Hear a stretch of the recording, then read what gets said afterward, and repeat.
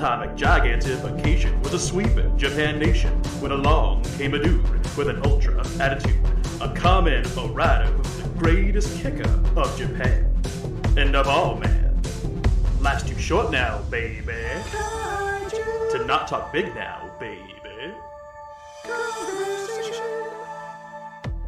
Welcome, ladies and gentlemen, back to a brand new episode of Kaiju Conversation.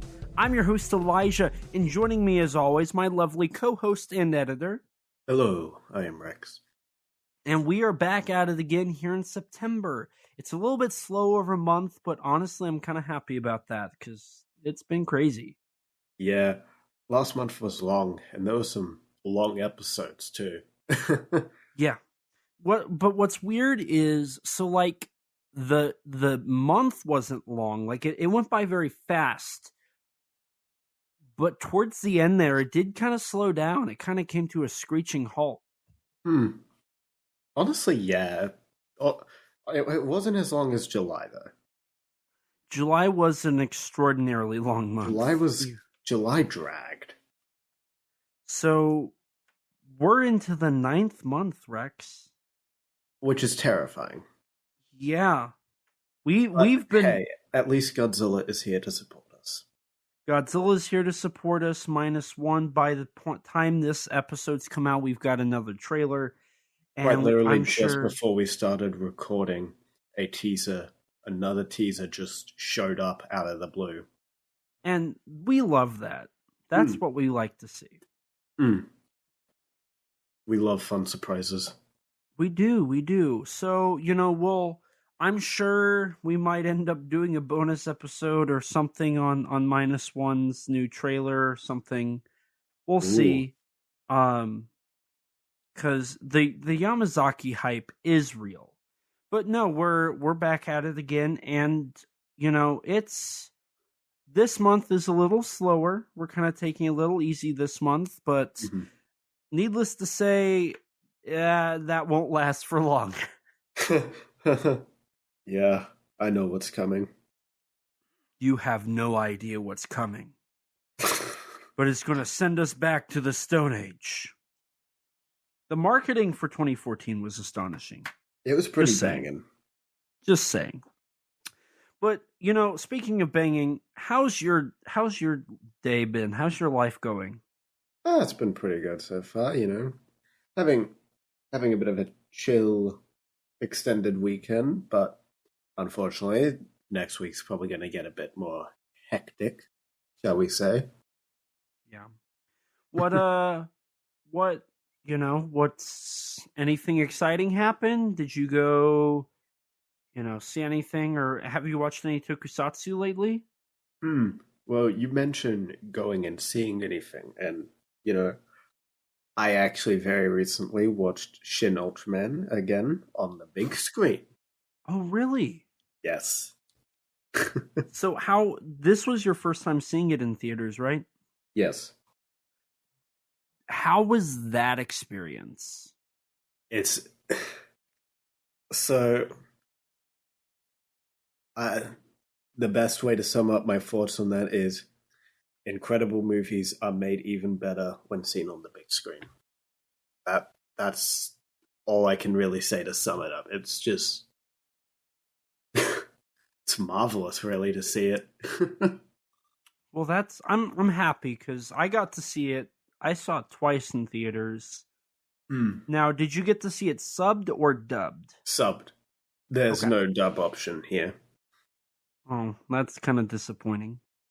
They were definitely newish subtitles, but it's obviously the same subtitle script. It's just the way they've been formatted are slightly different. Okay. One interesting detail I noticed was that, so you know how the Shin Godzilla title comes up Ultra Q, where it's doing the painting swirl effect? Yes. Yeah, so on this, when I saw it, they actually, for the subtitle of the Shin Godzilla title, they actually did the swirl effect for the subtitle too, which was kind of neat. Over the Shin Godzilla title or below? No. So just below, It's just like the Oh. little subtitle for it had the swirl effect too. Interesting. It wasn't like a color swirl or anything. It's just the text swirling a little. But I thought it was a really nice detail. Yeah, you don't really see that a lot where companies will like animate the subtitles. No, that's something I don't think I've ever really seen, unless it's like a subtitle that's like integrated into the film itself, like in the John Wick movies. Right. Huh. Yeah, so that was pretty neat. Interesting. Granted, it was kind of weird when the Shin Ultraman a special effects fantasy popped up. The subtitles only said a special effects fantasy and didn't show the Shin Ultraman part of the title, but whatever. That was because you were expected to know what Ultraman like. Yeah, you're supposed to understand Japanese. Mm-hmm. Yes. The distributor expects you to be smart. Yeah, but unfortunately, you can't always guarantee that with some audiences. Well, they took a gamble. Now, this was through Madman, correct? Yes. Okay. And you've got the Blu-ray coming out. Is it October? Yeah, October 4th, I believe, is the release date of the Blu-ray. Gotcha. Okay. So that's like 2 months from now? No, actually, like a month. Less from than now. a month. Yeah. Just over a month. Oh, yeah. Yeah, and I just heard that Cleopatra, after this, because it's Labor Day weekend, there's the dating. the charade of when this episode was recorded is no longer, it's screwed. Well, when we mentioned -1, it was very made clear. That's true. Well, maybe we can say that we're going through time portals, and that's why we're talking like some things happened and some things didn't. You know what? Sure. Yep, we're in a time tunnel. But I actually just read that the third replacement disc version is going to be sent out at the end of this week. Oh damn! Or at the end of this weekend. That's when they're going to start sending them out. Which finally, I also heard that they're not going to send the replacement discs to the people that already got replacement discs. Bro. So if you want the one without the artifacts and proper subtitling, you're going to have to like buy a whole new one. Bro. So Cleopatra has screwed up once again. I'll just wait till I find out what's wrong with this release, and then I'll determine whether or not I'm buying it or not. Yeah. Man, I think you're just better getting the Madman Blu-ray. We'll see what comes first, because I might order that. If your Madman release has Shin Ultra Fight, that might be a huge selling point. Oh, I hope it does. They haven't listed any bonus features yet, but I'm hoping there'll be at least something. Right. Or at least the dub. Yeah. I mean, they never included the Shin Godzilla dub, so it wouldn't shock me if that's not included. I guess we'll have to wait and see.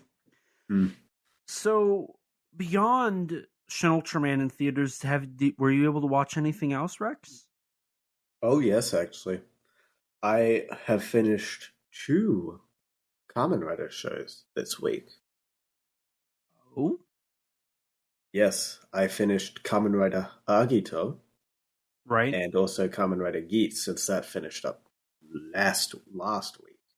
Oh, so how were both of those, and then where would you put them in your ranking for Kamen Rider episodes? Oh god, where in the ranking? Mm-hmm. I would definitely put Agito on the high end. Geats, I would say, is a good show. There's a lot of things I like in Geats, but I feel like it kind of peaks a bit it peaks in the middle, roughly around the middle, and kind of loses a bit of steam, and the writing quality goes down a bit.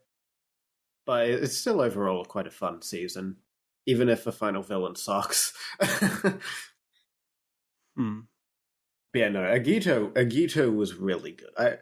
it's kind of sad to be done with both, since I really like both the casts of both shows. And like Agito, honestly, I feel like it could have honestly gone on a couple more episodes, to be honest. Really? Yeah, it kind of left me, and I mean that in a good way. Like, it's good. I'm very satisfied, but you're kind of left wanting a little more, you know? And that's for Agito, correct? Yeah, yeah. I mean, I would still love to see more of Vigit's cast, and I'm glad that there's that. Like, pretty much as soon as the show finished, they announced a V Cinema special coming out next year. And so will that be the actual conclusion of the show? Well, the show's had its conclusion. It's just like the V cinemas are sort of like extra side content, and so this next one's like going to be set after, and I think it's going to focus on Kamen Rider Buffer, who's like my favorite character in Geats. So plus for me. Okay, interesting. I wish I could comment more, but my knowledge of a Kamen of a Rider is Lackluster. lackluster, to say the least. But did you watch any Tokusatsu? Some. I watched some. So, was that all you watched? Oh, I did also watch the first episode of Ring, the final chapter. Nice. How is, I mean, obviously you're only on episode 1, so you don't really have a good read, but how was that?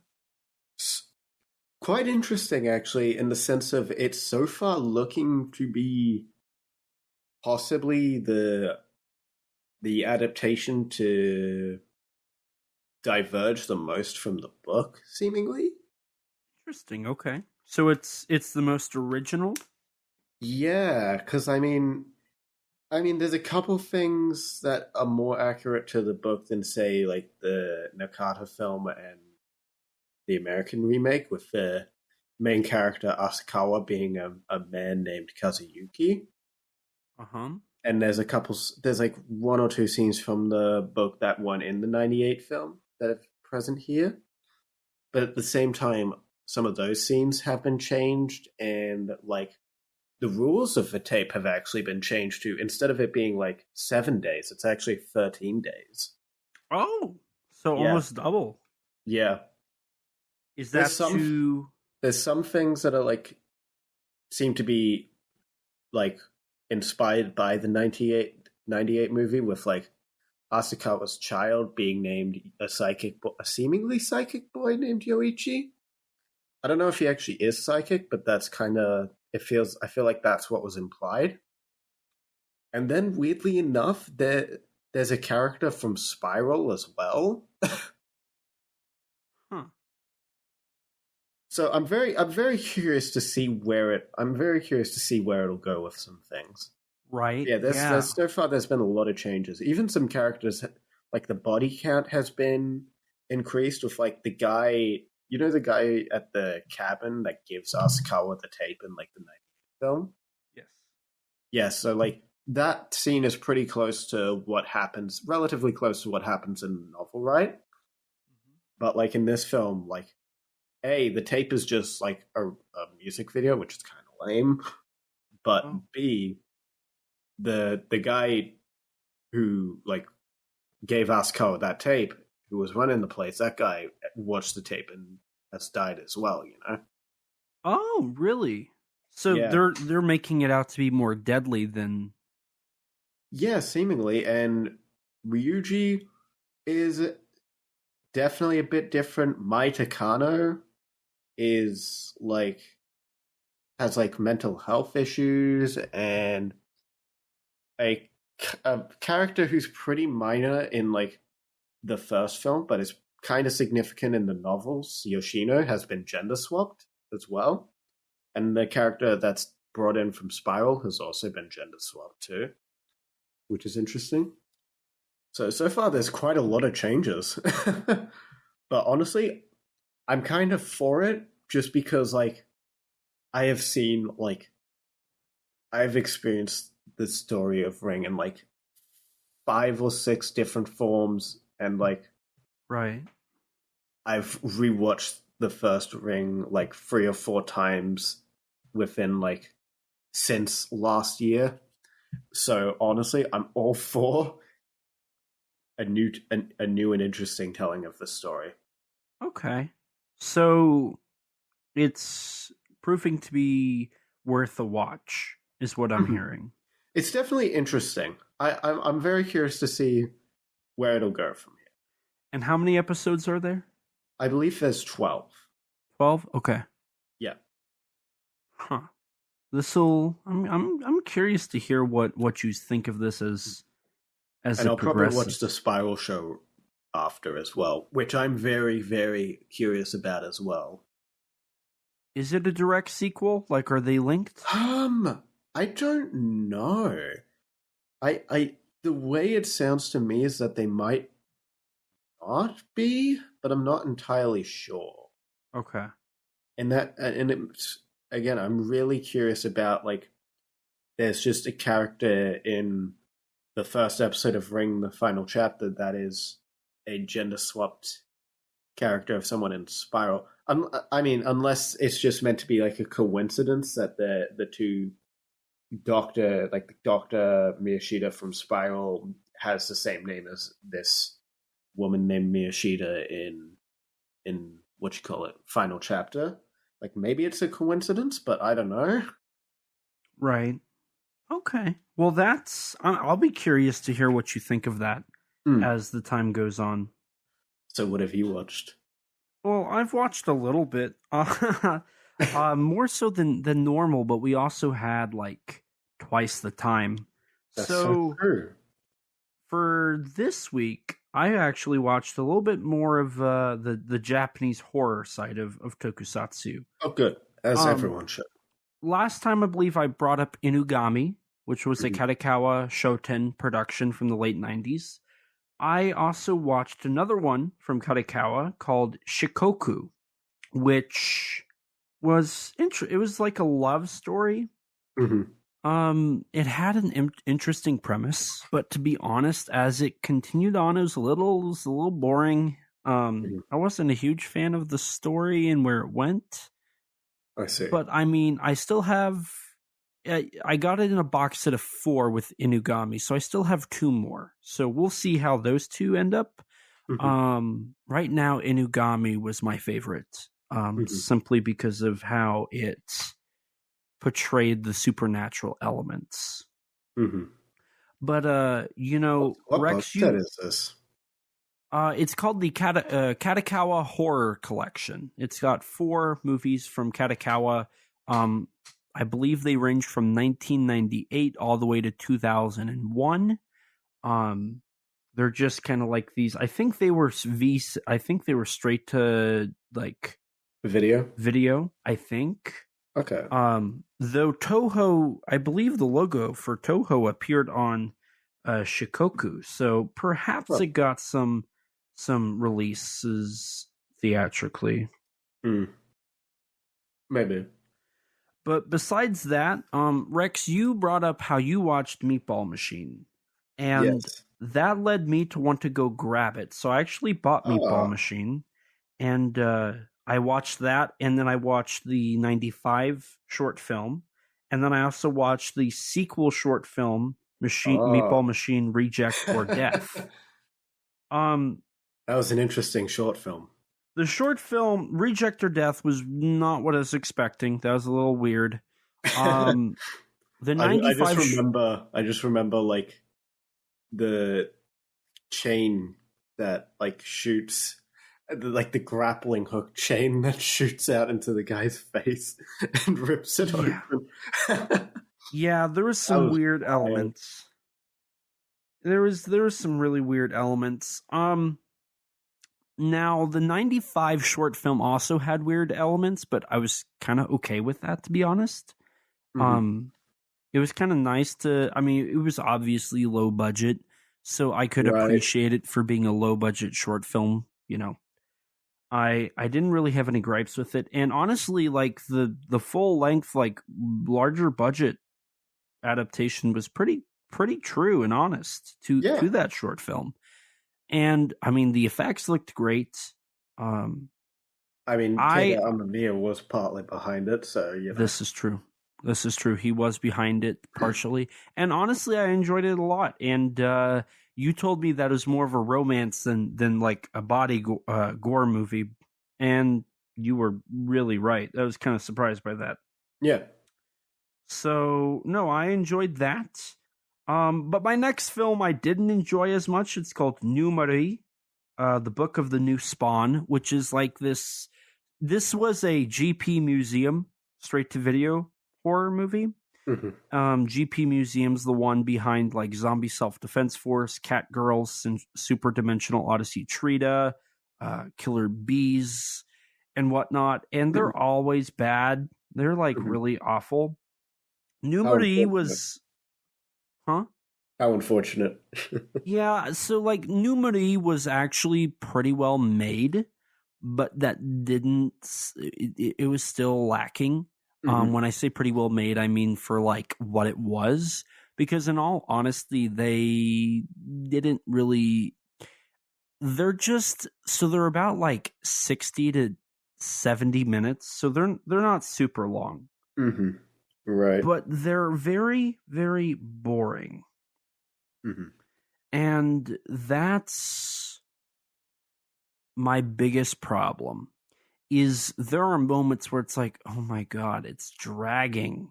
Like, just move on. And, Numeri definitely has that. Not nearly as much, but it also just, I mean, these don't have good characters. There's not a lot to them. This one was like a mad scientist experiment gone awry story. Mm-hmm. So it was, it was pretty predictable, and it ended pretty well, how you would expect for a typical mad scientist movie to end. I mean, there's not really a lot more I can say at the time being, but I also finally picked back up on watching the Takashi Miike trilogy of Dead or Alive movies. I watched Dead or Alive 2 Birds, which was less sci-fi than the first one.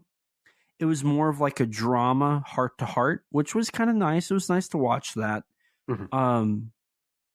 I'm really curious because none of these are connected. They're all just like under the name Dead or Alive 2, and Dead or Alive 3. So, they're not connected, but I enjoyed this one. It wasn't nearly as good as that first one. The first one, I mean, the first 3 minutes of Dead or Alive is arguably some of my favorite moments in Japanese cinema when it comes to the score. That first one had the music composed by Koji Endo, whose music was absolutely phenomenal. Koji Endo actually did the Great Yokai War 2 Guardians. He also worked with Miike on Zebraman and Izo and Gozu, First Love, Full Metal Yakuza, One Missed Call. Basically, all of all of Miike's films, this guy's worked on. He also did like One Missed Call Final and Tomie Replay. I'm sure you know those. So, but no, his music for Dead or Alive was... That first 3 minutes is wild, but I love it. I definitely need to give it a watch sometime. I would recommend it. If not for just watching Sho Arikawa, be Sho Arikawa. Oh, he's great. And in the few movies I've seen him in, he's a delight. What have you seen him in? I've seen him in, well, the main film I remember him from is Zebraman. But I've also seen him in, I've seen him in Garo. I've seen him in, he played the villain in Tiger Mask. And he had a small role in Pulse as well, I think. Yeah, he was in that for a couple scenes. I forgot about that. Yeah, he's not in very much of the movie. He's only in like one or two scenes in the middle. Right. I'm looking here at his filmography. He was also in Tokyo Zombie and Gozu. He's Which been I in a haven't lot seen of. those. He's been in like a whole like series of like V cinema films from like Kiyoshi Kurosawa's early career, like the Suit Yourself or Shoot Yourself series. Interesting. So yeah, I mean, I love his presence. So Hmm. seeing him is always just it's always good fun. It's Oh, I always good agree. fun seeing him. But I also watched a movie called Red Tears, Oh, which we talked about this movie like months ago because I was like, they're really highlighting the actor on the front of this disc. mhm. And I didn't know why because I didn't recognize him. And his name was Yasuki Kurata, which he's worked on Kamen Rider. He's a very well known actor for action films. Oh wow. I'm looking here to see what he did real quick. To like His face looks familiar. So he was in Bokenger, the movie. He was in the Bokenger movie. He was in Blood, the Last Vampire, Red Tears, and then when it comes to Oh, he was in he was Sonchi in Garo Yamio Terasumono. Oh my! I know now. I know now. so Yeah, he's like a he recurring villain in that show. and I thought he was going to be the. So what's interesting is Red Tears was actually produced by Kurata's company. It was Oh wow! basically just a movie. According to Wikipedia, he was close friends with Bruce Lee. Yeah, because they worked together in Hong Kong action movies, if I recall correctly. So Best known yeah, it for an was. extended battle against Jet Li as well. God damn. Yeah, and so his company produced Red Tears, which I really was surprised by. And what surprised me more was the movie. Do you care for minor spoilers? Go ahead. It's not a lot. And I think I've told you this before. So while watching it, in the subtitles they were saying that there's a monster, right? Mm-hmm. But what they were saying was a bakemono. And when I heard bakemono and they were translating it as monster, I was like, wait a minute, that's not in Japanese, that's not what monster is. And I was like, I've heard of a bakemono. What is that? And I found out it's a yokai.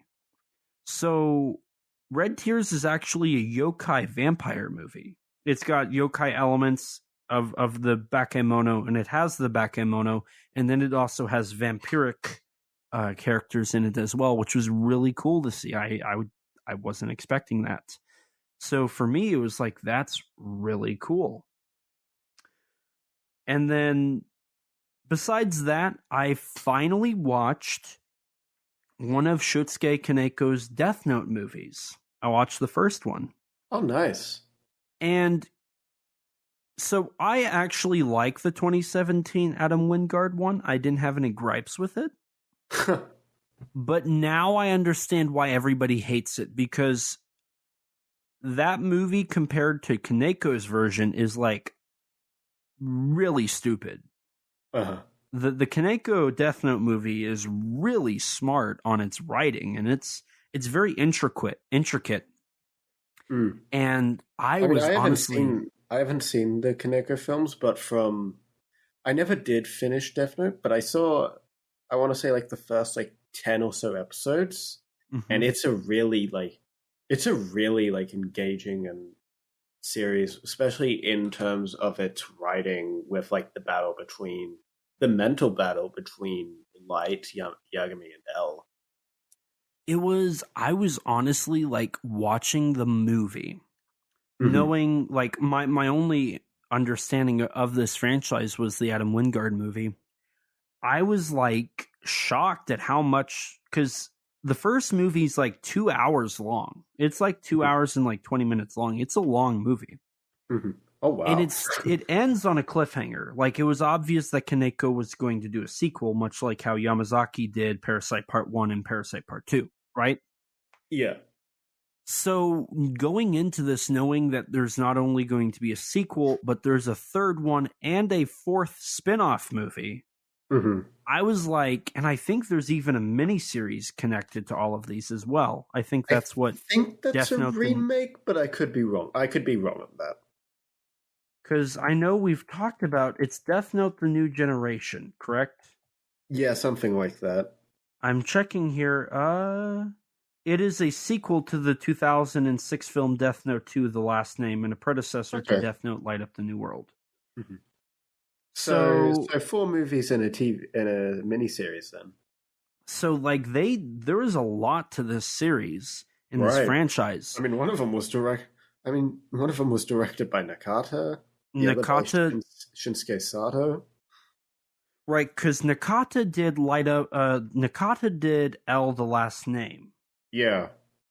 And then Kaneko did the first 2 movies. Mm-hmm.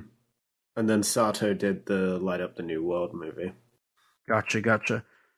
I need to get Light Up the New World. That's the only one I'm missing.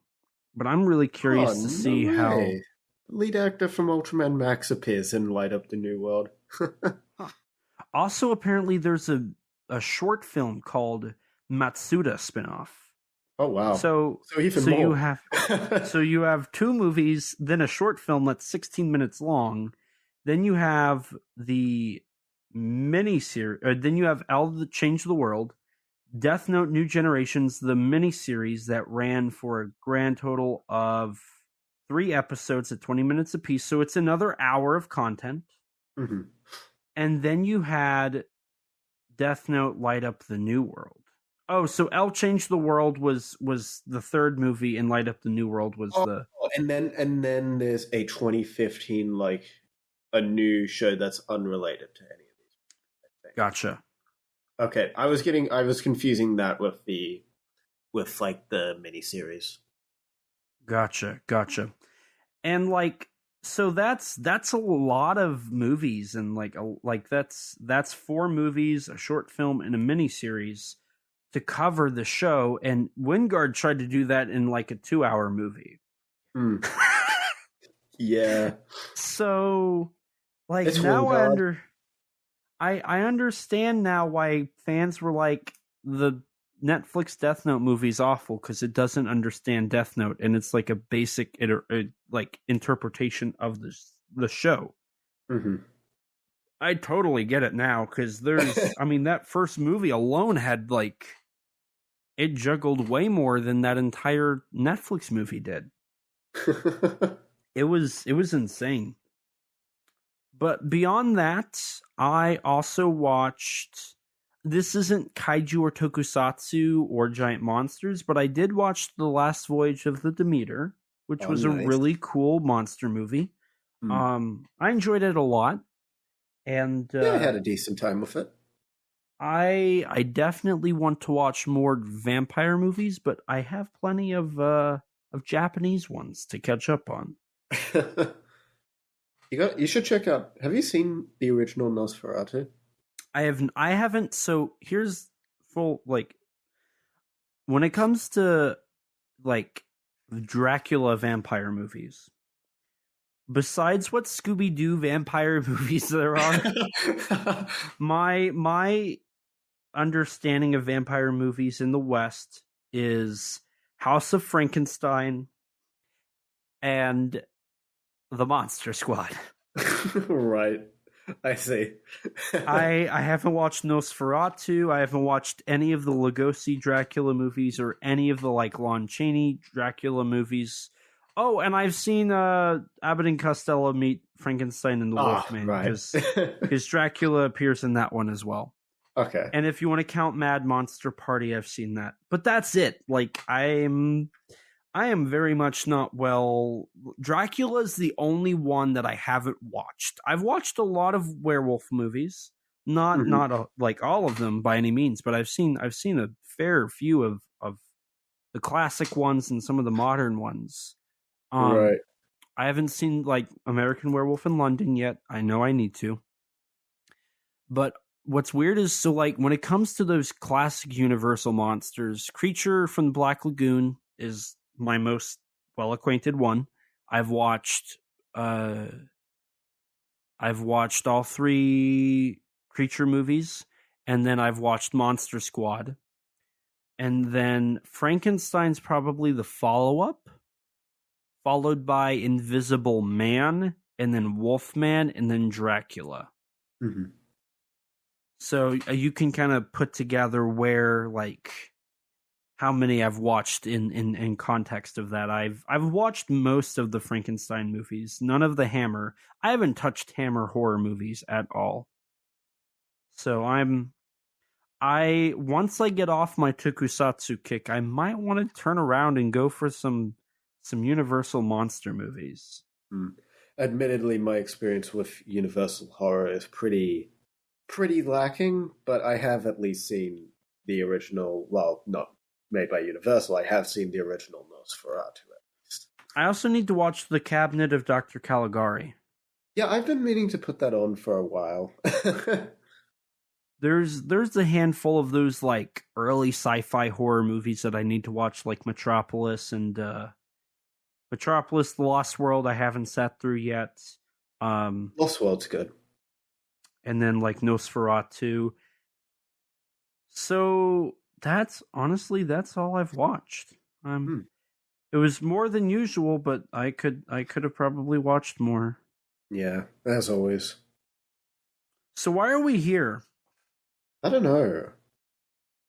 I was kind of just held against my will. Me too. Yeah, same. We should just leave this joint. They say that it's not safe to leave. Oh. Well, I think we're going to be stuck in here for a few years. Well, okay. Well, I did, last night, this isn't really a Japanese film, but I did watch a little movie called 10 Cloverfield Lane. Have you seen that before? I believe so. Oh, good. Let's talk about it for the next hour or so. Okay, so it sounds like today, listeners, we are going to be covering 10 Cloverfield Lane. So, where do you want to start with this one, Rex? Well, I think we should probably start with, what is this little Cloverfield sequel we've got here? Right. So, do we start up? So, for anybody who hasn't listened to us before, right now, every September, we do cover a Cloverfield movie. So last year, around this time, we covered Cloverfield 2008. Mm-hmm. And do we just pick up where that one left off with Cloverfield 2 and that development? I mean, okay, so for those who might not be terribly familiar with Cloverfield, which hopefully isn't a lot of you, but, never know. Cloverfield was like a 2008 giant monster movie that was... What set it apart from most films in the genre was the fact that it was filmed in a found footage style. Right. And it was influenced directly by 9/11. Mm-hmm. And it was produced by J.J. Abrams, who kind of came up with the whole idea after visiting Japan. Yes. And so 10 Cloverfield Lane is not a giant monster movie. It's not even a found footage movie. No. It wasn't even originally, it wasn't even meant to be a Cloverfield movie. Right. In reality, it's just a spec script that was up for auction, penned by Josh Campbell and Matt Stukin, titled The Seller. Right. And so what spec scripts are, for anybody who doesn't know, they're basically these like rough draft scripts Mm-hmm. that writers will write, and they'll just see who wants to purchase them. And the seller was one of the hot picks for that year. I believe 2013? 2012. I want to say 2012. It was put on market in... Well, it was bought by Paramount Pictures in May of 2012. Okay, so it was put on the market in 2012. Mm-hmm. And like you said, Paramount purchased it. And at the time, Paramount was working with Bad Robot. Mm-hmm. Of course, which is they J.J. had Abrams' company. Right. Of course, Bad Robot had worked with Paramount on Cloverfield, but more so than that, the highly successful Star Trek and Star Trek Into Darkness. Super 8 was another one that they worked on. I want to say Lost was also a Paramount production that I think. I don't recall. But basically what was going on was Paramount had the exclusive co-production rights to work with Bad Robot. Nobody else did. Mm-hmm. In recent times, that has changed. That is now moved to Warner Brothers, where J.J. Abrams is now working with Warner Brothers on nothing because that deal has been a disaster. Wasn't he hired? He started something to do with Batman, and nothing's come out. Yeah, so basically, what's funny is he was hired to basically be the Kevin Feige, it sounds like. And then he's doing a good job. Came on, and now JJ's basically obsolete. And according to like insiders of the industry, Warner is very angry that they made this deal with JJ because JJ has done nothing. Oh my god, I'm looking it up. It's apparently it was a $250 million deal. Yeah. And nothing, to my understanding, nothing's been done with it. No, there's only like... Yeah, most of the articles about it are like HBO Max execs are like Warner Bros. Reportedly frustrated with lack of DC projects from J.J. Abrams. Warner Brothers Discovery cancels another one of J.J. Abrams' DC projects. And part of that was, so following the deal with, I mean, during the time of 10 Cloverfield Lane's production, J.J. was working with Disney on writing, and I believe he was an EP as well, and directing Star Wars The Force Awakens. He wasn't an EP. He was writing and he was directing. And the original plan was to have him do a new trilogy of films. Right. So following Force Awakens, he worked on 10 Cloverfield Lane. And then he was supposed to work on The Last Jedi, but that didn't happen. No. He ended up, Disney replaced him for Rian Johnson, and he was just an EP on the film. But following Rian Johnson's disaster of The Last Jedi, JJ came back to write and direct Rise of Skywalker, which then took up a lot of his time. I believe that was in 2019, right? Has time served me right? Was that 2019? Well, it came out in 2019, yeah. Okay. So basically, until 2019, Abrams was stuck working on Star Wars and trying to do Paramount projects as well. He also worked on Overlord, which was a 2018 zombie movie, and a handful of other at one titles. Stage was supposed to be a Cloverfield movie. See, I heard that was never confirmed.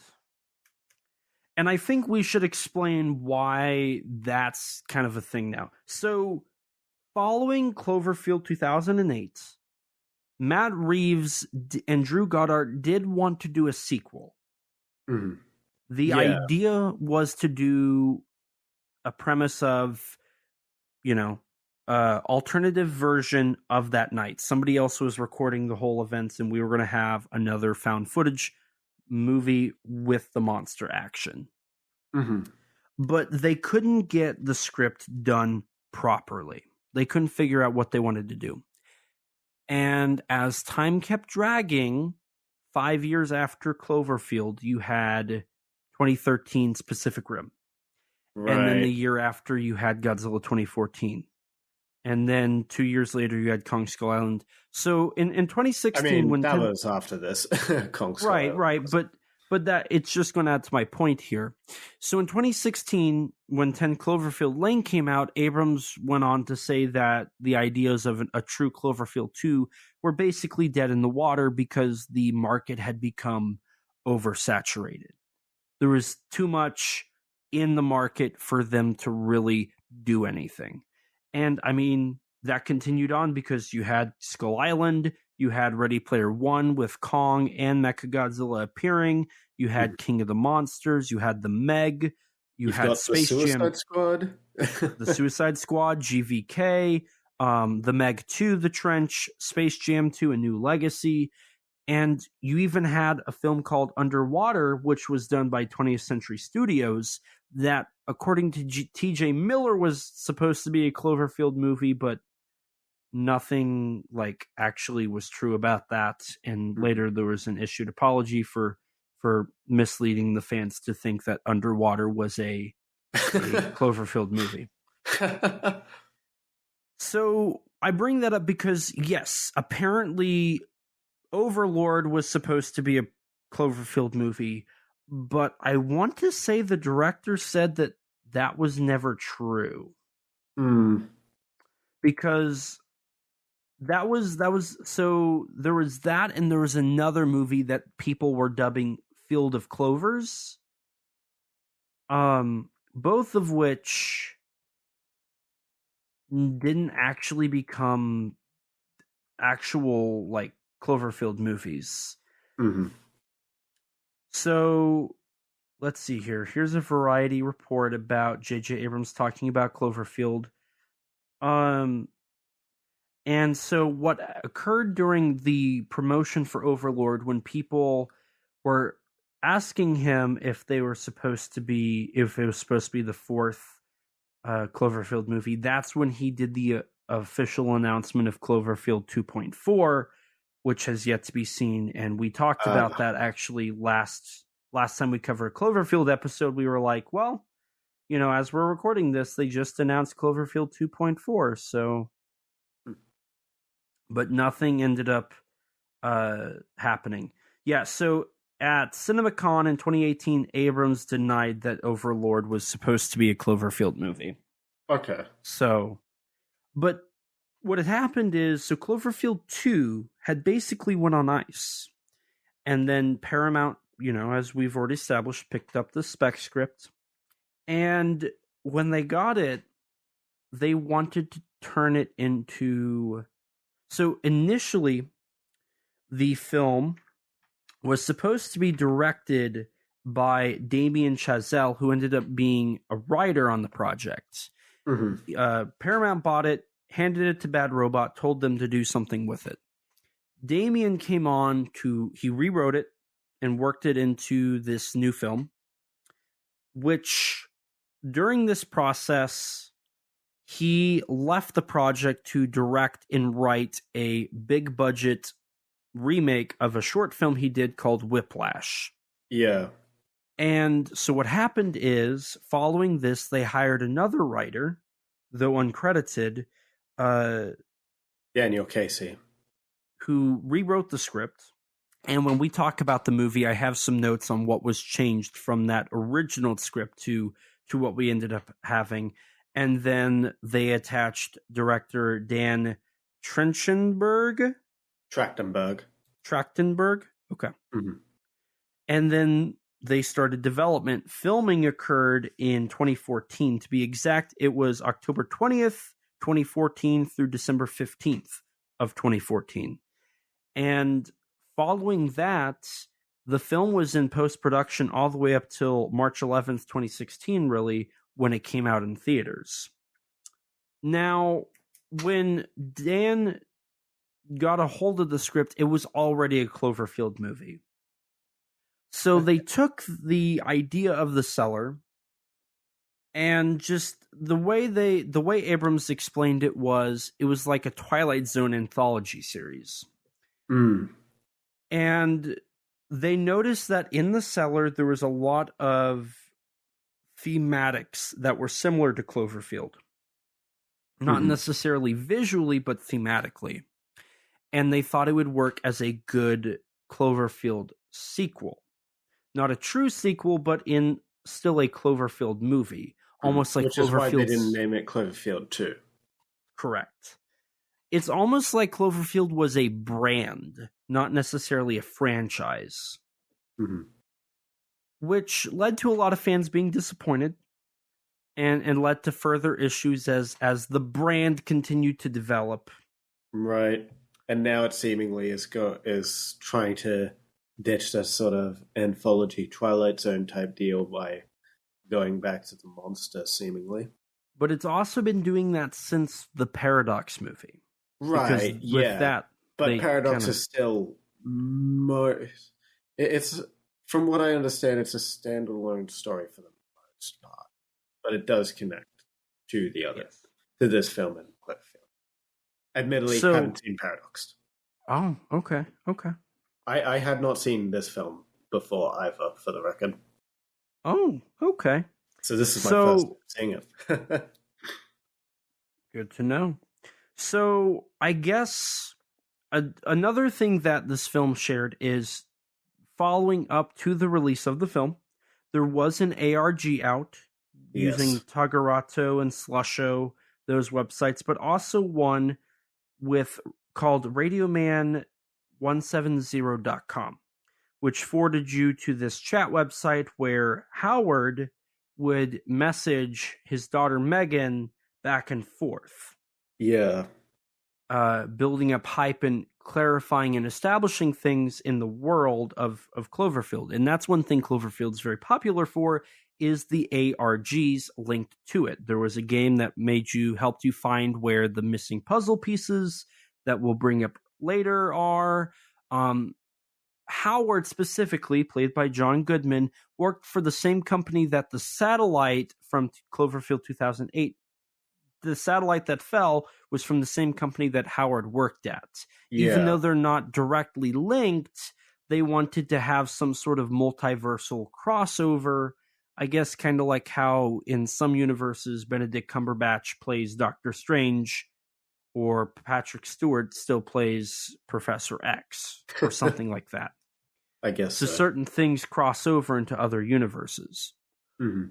And that was how they were able to link it to Cloverfield without directly linking it, right? Yeah. I mean, was the whole multiverse thing really thought of by this movie's point in time? Or would that No. It was all meant to be an anthology, but they wanted to find a way to link it up still and have it like a blood relative, and that's what they described it as, was a blood relative of the film. Yeah.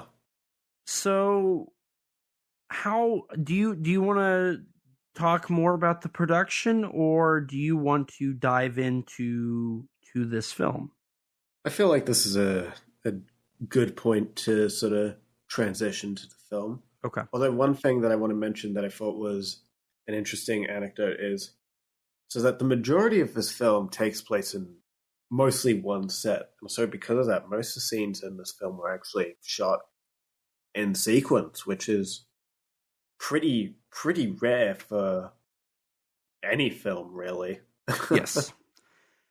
And that was something that the creatives behind the film decided to do, not only because they could technically do that due to the sets and what was permitted, but also because they wanted the characters to develop on the spot. This movie has a lot of thought put towards it. There's a lot of thoughts put into the production of this movie. It was entirely shot on a soundstage set in New Orleans with the bunker built for the actors. So the film starts off in a room in a city, right? Mm-hmm. Yeah. And what's interesting is the establishing shot of the city is a still image that the VFX department animated to make it look like it was moving. Mm-hmm. There's a lot of cool secret VFX shots in this movie, much like how there was in Parasite, the Bong Joon-ho movie. Mm-hmm. So what I really liked is this opening. For 3 minutes and 20 seconds, there is no sound from the footage.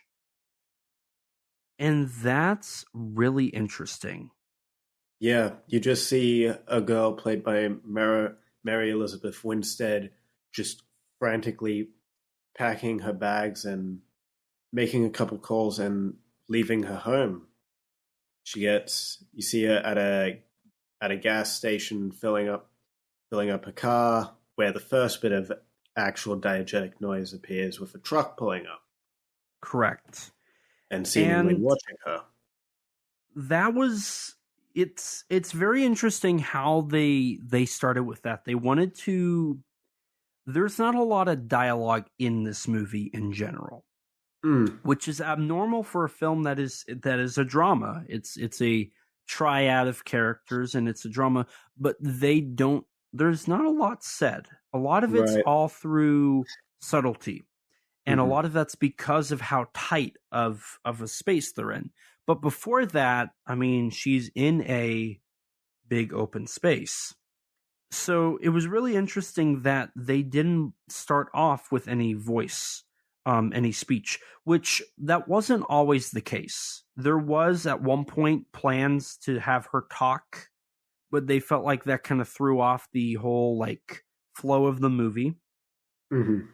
There was from also, what I understand, the context of this opening has been completely changed since, in the final film, it's her like leaving her. I want to say it's her husband or boyfriend. I don't remember if they clearly established the relationship, but it was a husband. Okay, but yeah. Whereas in the original script, the character was meant to be a lot younger, only being like 18, and was like leaving a party drunk after seeing her boyfriend cheat on her. I also read there was other versions of the script that explored the idea of her going and looking for her boyfriend or her husband, whichever one. Right. There was the idea of she was on the search for him, and that was going to be her entire like reason for trying to escape later. Right. But they ended up not liking that idea because they like the idea of her being a fighter that was at first walking away from her problems, and later on going towards her problems, creating that character development. So, and they didn't like the idea of she's doing all of this for a guy, right? They wanted to make her an independent woman, and I think that was a great idea because I think her character is a very interesting character to follow along throughout this movie. And I think it's also worthy to note, so we brought up that it was all shot on the soundstage, but the scenes in the bedroom were actually one of the producers' offices at Bad Robot. Come to find out, apparently Bad Robot Productions like to film in their office. So there are scenes from Star Wars movies that were shot in the Bad Robot building.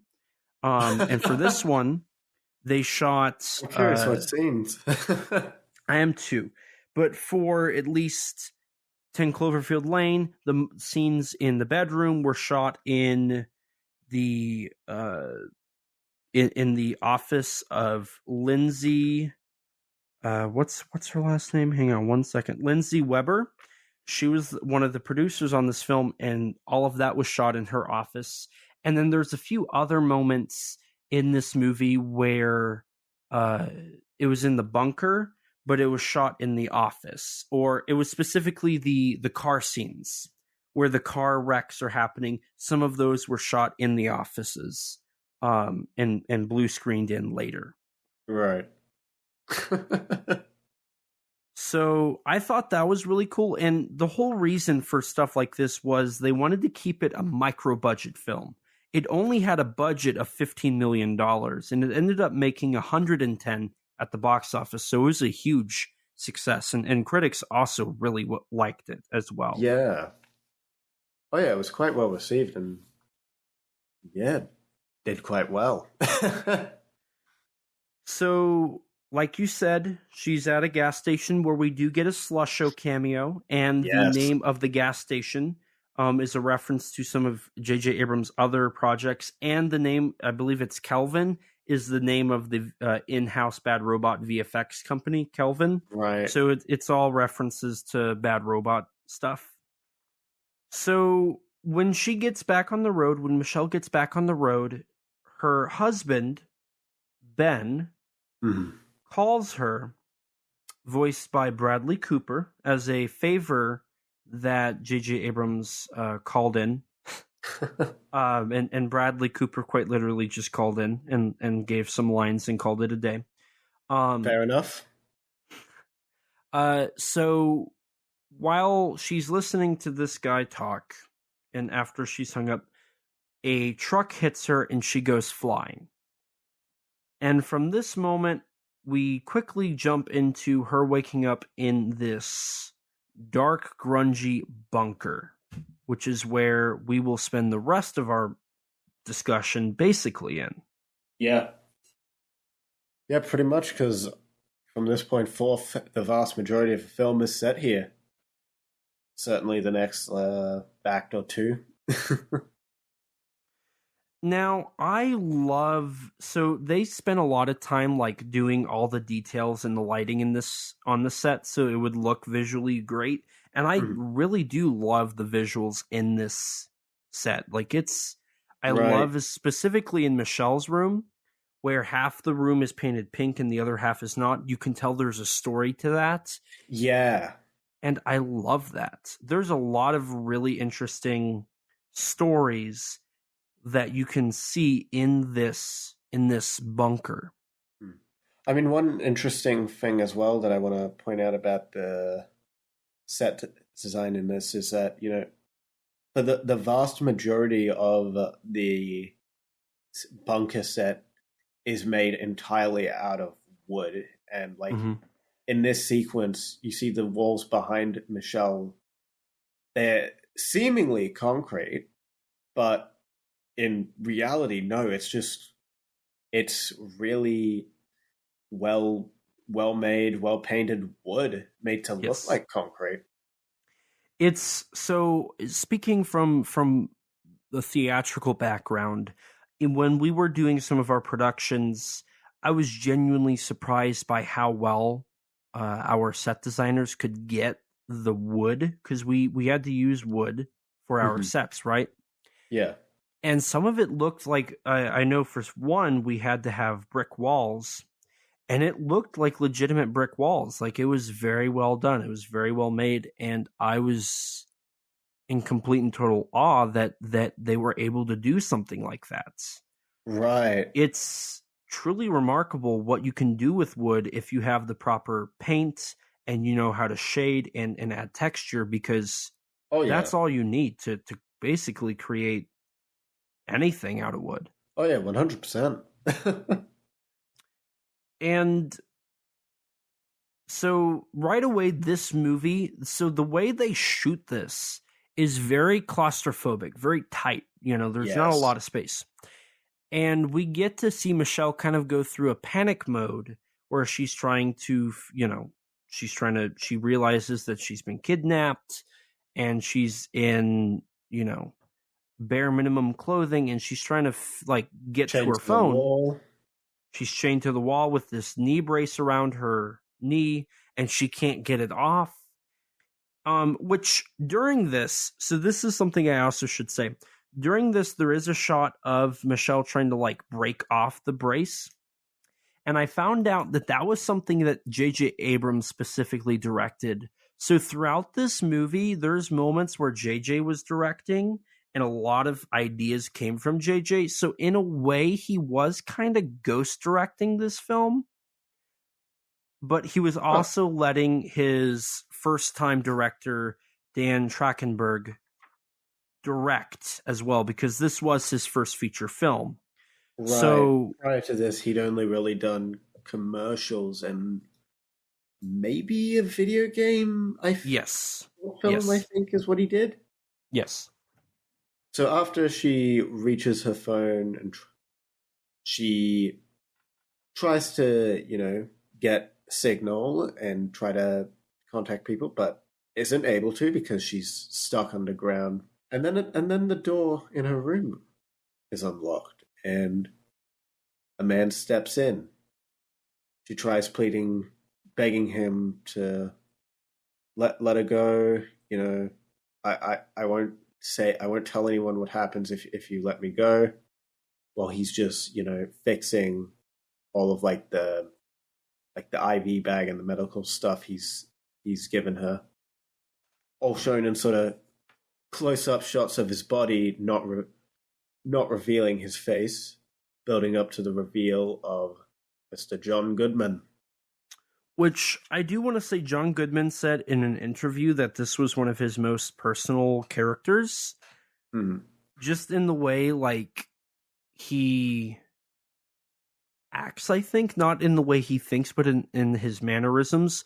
He even went as far as to say he didn't really have to act. He was just basically playing himself. Which, maybe he's a little crazy. I'd like to think the real John Goodman doesn't quite act 100% like Howard here. I would hope so too. I hope he doesn't have a vat. So she asks, this is where she's told that he's saving her life, which is going to be basically his argument for the rest of the film. Yeah. He gives her some crutches. He gives her some crutches, and he leaves it very ambiguous on what he means by that. Yeah. But following this, we get Michelle basically getting on her feet and trying to get ready to escape. She tries to plot an escape. Yeah. Turning one of the... I forgot the word. Crutches. Crutches. That's it. Turning one of the crutches into a makeshift stake and staking out, you could say, trying to wait for him. Funny. Yeah, funny. I'm hilarious. You're so funny. I know I am. But one thing I will say is, throughout this movie, it's very obvious Michelle's not stupid, because while she's staking out John Goodman's character Howard, she also lights some clothing on fire and sets it in the air duct. Yeah. Which causes the fire alarms to go off and smoke to, formulate and fill the bunker. Yeah, which getting leads his attention. Which leads him to rushing in, where she tries to attack him, only to fail. Yeah. He injects her with a needle, and she wakes up back at the wall, then probably the next day? Probably. So, real quick, I do want to say that, honestly, the intensity, and this is probably due to the claustrophobia, how it's shot, the music, all of that's very intense throughout this movie. There are a lot of moments that are very intense. And this was the first, instance of that, and I want to make sure I highlight each time that I feel the first, maybe not necessarily tension, but I feel like the first big moment is just the car crash I would agree. The first scene of the film. That was genuinely a really surprising moment. I knew going into this she's going to get put into a bunker by John Goodman at some point. But I was like, I kind of was thinking of the quote from Martin Scorsese on, you got to capture your audience's attention in the first 5 minutes. And, I feel like that is certainly a very successful way of doing that. Mm-hmm. With that sudden, unexpected car crash. That in the lack of dialogue for the first 3 minutes and 20 seconds really, lack it draws of dialogue you in. And very, not redundant. What's the word? I'm looking for a word that's minimal, sound other than really the music. Understated, I guess, would be the word I'm looking for. Where it's just kind of quiet and then you just have the sudden... Minuscule? Sure. Something along those lines. And then you just have the sudden crashing sounds and just the shock of a car crash. Right. No, the sound design in this movie is brilliantly executed, even down to the sounds in the bunker and all the tiny stuff. Right.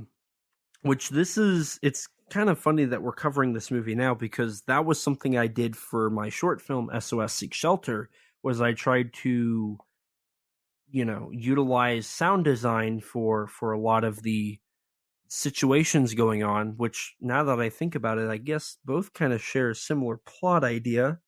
But no, the sound design's very well done, even down to like the sounds of the door that leads to Michelle's little room is horrifying.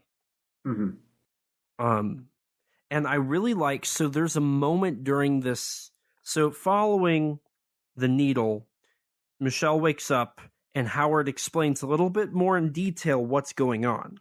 Right. And during this scene, there's a moment where Howard's like standing in the middle of the room and his voice starts to echo like he's not mic'd up, which I thought was a brilliant idea. I love that.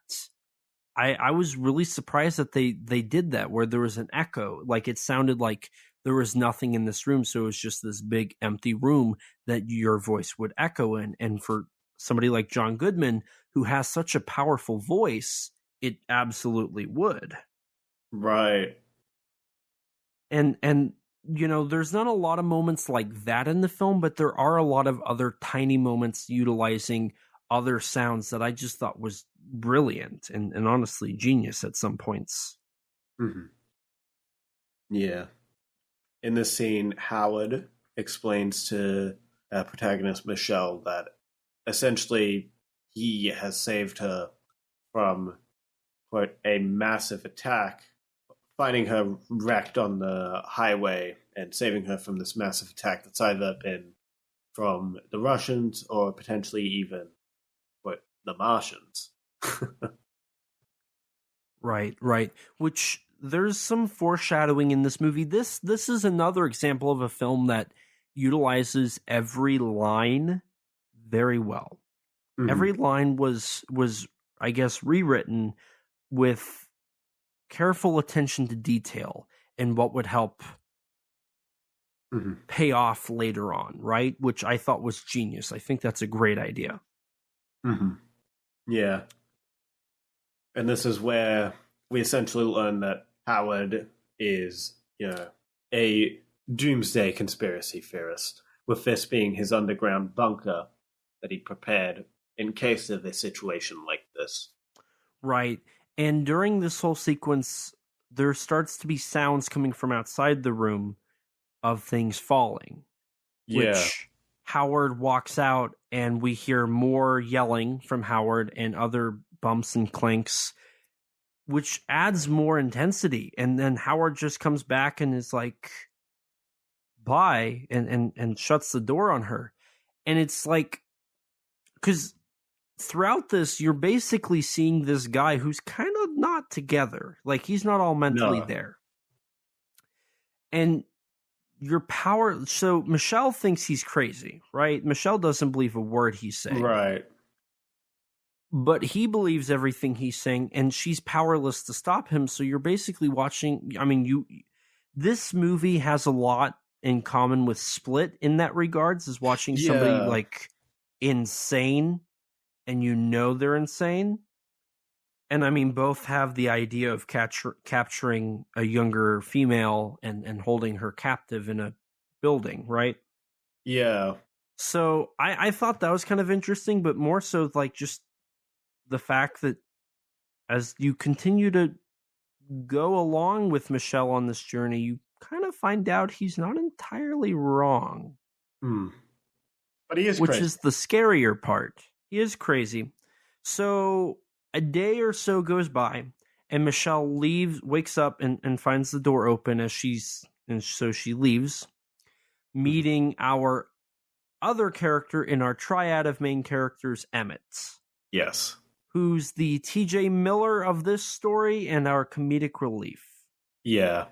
Even having a broken arm after just found lying down with a broken arm behind like shelves of food that he'd knocked over in the previous night when she'd heard the banging and that Howard went to investigate earlier.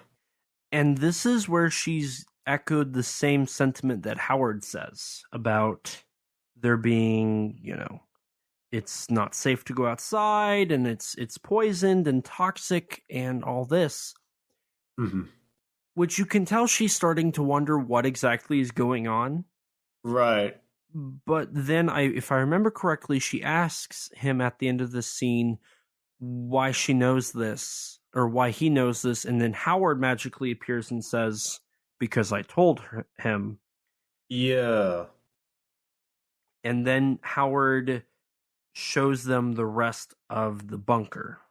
Yeah, giving them a whole tour and getting her to just, go have a shower, go take a piss, go do everything you need to do. And just, showing her around the house, or bunker. And during this, you hear him constantly say, my hospitality, my gratuity, you're lucky. Right.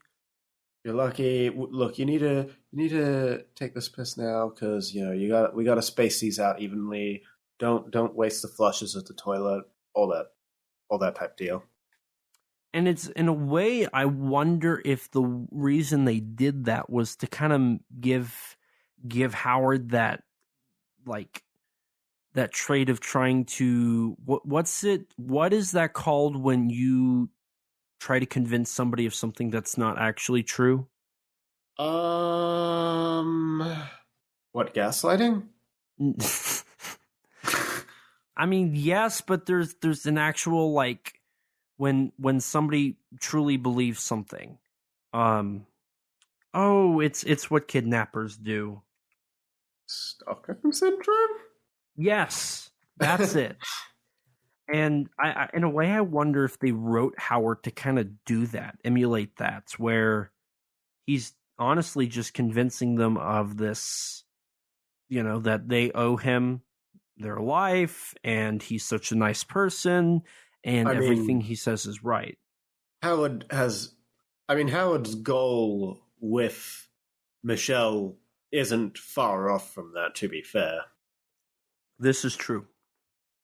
So, following this, I believe, doesn't it go to the dinner sequence?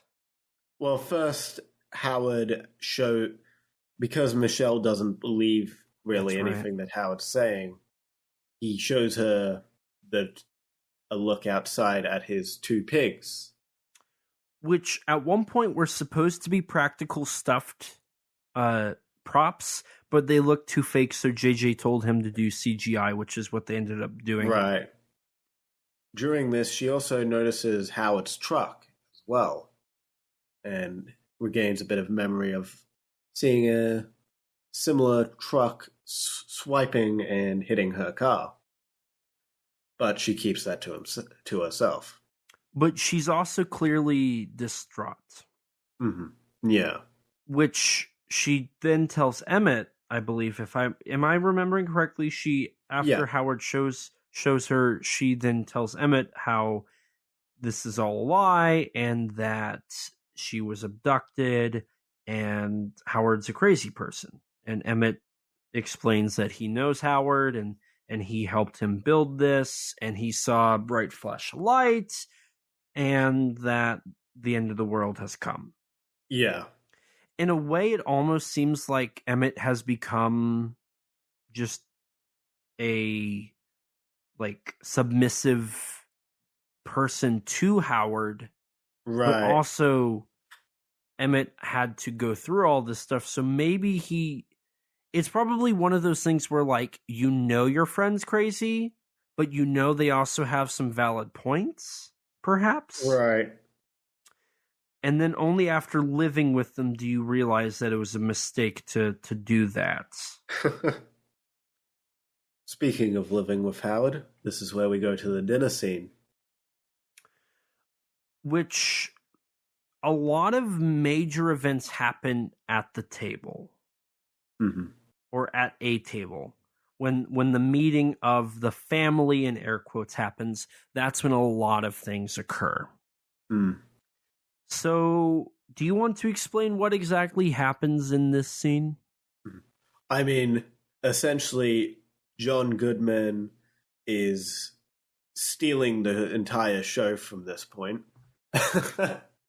Yeah, during the dinner scene, what's his name? Emmett tries, making some small talk conversation, which it aggravates Howard. Howard tells him to just shut up, but Emmett still continues to have a bit of a back and forth with Michelle, which ends up enraging Howard to the point that he's like, I see what you're trying to do here. Stop doing that. You submit to me. Stop that. I know what a traitor looks like. I think so. Real quick, one thing to also clarify during this scene is Michelle is the one that starts antagonizing, because Emmett, once he's told to shut up, he does shut up. Mm-hmm. But Michelle sees this as a prime opportunity to get the keys that is on his waist. So Michelle's the one that starts bringing up small talk, and Emmett clearly is like uneasy about doing this, but he still does it after she tries 2 or 3 times to get him to talk. So he starts responding, and then she starts asking for stuff, and then what was earlier established about no touching, she then acts upon that and touches Emmett, which is what sets Howard off. Right, yeah. Which, again, becomes a very intense moment, because John Goodman is this huge, powerful bear that will rip your face off. I mean, his performance in this is brilliant. Like, 1 minute he can seemingly, later on at least, he can seemingly be like a sort of kind-hearted-ish individual, but there's always this uneasiness in his performance where any moment, even when he's being kind, he could just completely switch to this absolutely demented monster, essentially. And this is one of those scenes, because even during the small talk, Emmett says that it was the best sauce for spaghetti he had ever had, and Howard took that as sarcasm. Like, are you insulting me?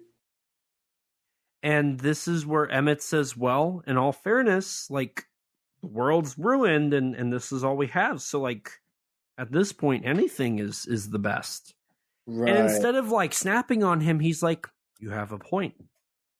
And leaves it at that, like he agrees. Which is almost scarier that he's agreeing than disagreeing. Mm. And, just a few seconds later, he blows up, right? So he's a ticking time bomb. Yeah.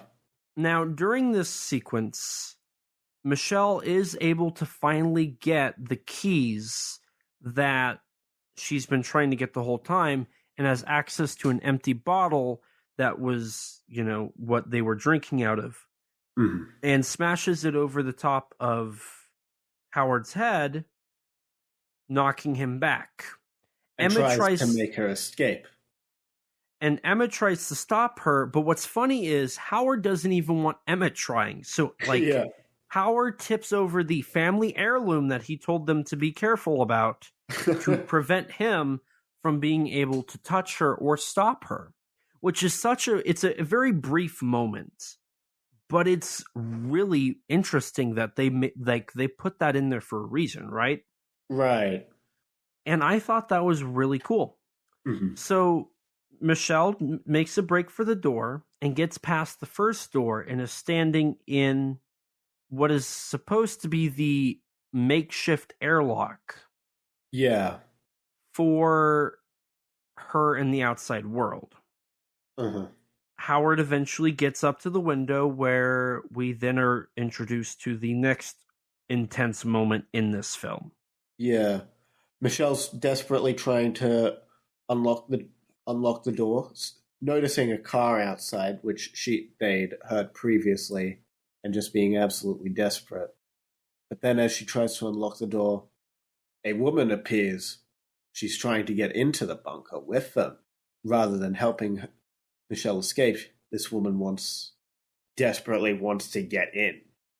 And her face is also messed up and, covered a bit in blood as well.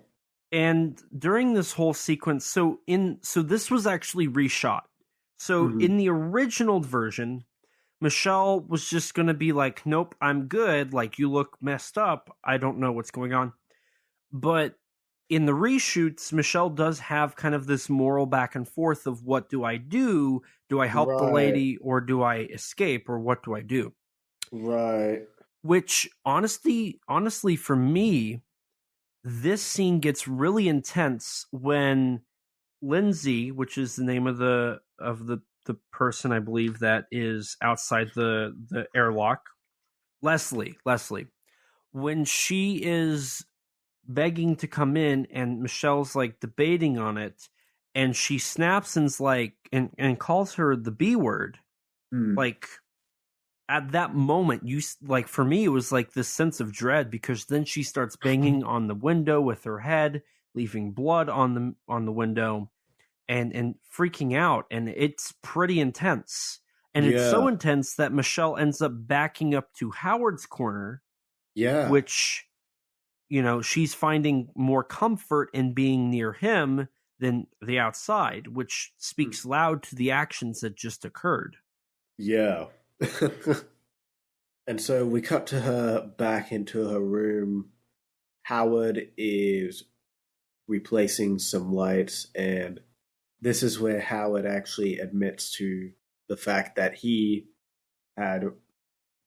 was his truck that had knocked her off the road, claiming that he was in a rush. He knew something was about to happen, and that he was in a rush to get back home, and that he was driving like a maniac hitter. And then he also gives her a new pair of clothes that used to be his daughter Megan's. Which, this begins the questions of John Goodman's character. Right. So he tells Michelle this, and then he also, you know, earlier he talked about Megan and continues to talk about her and the whole, like, you know, bioweapon, and it could be Russia or the Martians, and that it's not safe to go outside and whatnot. All of that's coming true. But there's also the sense of, did he intentionally, you know, what is he saying that is true, and what is he saying that's not true? Right. Because what I think is really interesting is, so in the ARG, it is confirmed that Megan is his daughter, right? Yeah. But we later find out that the girl that we're told is Megan is not Megan. So who is, like, did he actually accidentally hit Michelle? Did he intentionally do it? Obviously, the air is not healthy to breathe, so he's right about that, and he was right that it was either the Russians or the Martians. So what is it? Like, what is true and what is not? I mean, in all fairness, everything he says kind of is true to an extent. Which I think adds to the horror of him as a character, because you don't know what is true and what is not. Right. And then with him also being a complete conspiracy theorist nuthead, like, anything can set him off as well. Right. So that adds a whole nother layer of terror to his character. But he also has a soft side, because the following scene after this, Michelle is standing in the living room with Howard as well, and Howard is going to have Michelle stitch him up from the wound that she gave him. Now, his reasoning is, you're the one who did this, so, like, you have to do it. But that was also a prime opportunity for Michelle to attack Howard and kill him, but she doesn't. She bandages him up, and it's kind of a nice, heartfelt moment between the two. And that's another scary part, is there's actually legitimately nice moments in this movie Right. between our characters. The chemistry, and I think this is something that was brilliant for them to shoot in chronological order. The chemistry continues to develop as the film progresses, which is really nice because during this intercut sequence of the three characters intertwining with each other and interacting, there's a 2-month time span there. Yeah. Yeah, and it is a nice moment just seeing like the montage of the characters just living together in this underground bunker, playing puzzles, listening to music, watching movies, all that. It's so strangely nice, but there's this just sense of dread, like, okay, when is this gonna end? When is Howard gonna snap, you know? Right. Because at the end of the day, it could quite literally be any moment. And that is, like I said, it's a ticking time bomb. And that's one of the scariest parts of this whole thing, is you know that he's going to snap. You know that they're going to do something wrong, and he's just going to go crazy. But before any of that can happen, the air ventilation system stops working, which is really bad. Yeah. I mean, if that stops working and they don't get it fixed, they will die. Yeah. And so Howard sends Michelle up into the air ducts to reset the generator. Strangely not ever getting her to check on what was blocking the air vent prior, which was a bit weird, but yeah, I was thinking the same thing. So she gets to the ventilation system and she shuts it off and turns it back on, and everything's okay. Yeah, but then she sees a little hatch with light. She finds, a window. Sorry, that the bunker up into above ground. But then she notices a scratch on the window. She slides it open a little more to reveal the words "help" written on it. Which, this whole scene, this is where I would say the second act begins. Right.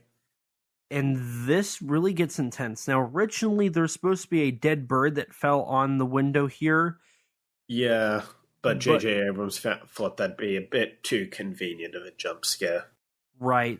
And this film is already kind of theatrical. That was something that John Goodman brought up, that it was kind of theatrical in everything, like the events and whatnot. So I feel like adding that would have just added to that, but I also like the the subtlety that a lot of the theatrics do have throughout this film. Mm-hmm. She also finds a bloody earring as well, matching very similarly to the one in the photo of Howard's daughter Megan that he had shown her previously. Which makes me wonder how long ago she was there. Because there's also blood on the windshield of where her nails were like getting bloody. So I really want to know, like, where did her body go? Where is she at? Because clearly she had to be in that bunker. I mean, I feel like the answer for what happened to her body is you can kind of put 2 and 2 together from something later on. Well, why don't you explain what happens after this? Well, she talks a bit with Emmett, where she finds out that the photo that Howard had shown her previously of Megan was actually not Megan, but another girl that went to high school with Emmett named Brittany, a local girl who had gone missing about 2 years earlier. Mm-hmm.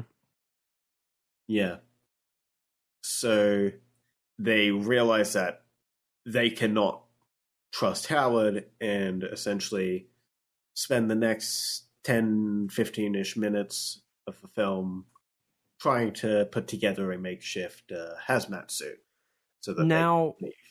One weird thing is, so the director brought up that the VFX director added a mole onto both pictures to symbolize it was the same actress.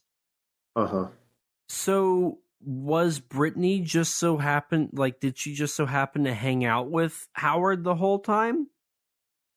Or I was under I thought the implication was that the second photo was actually the real Megan, but apparently that's meant to be Brittany.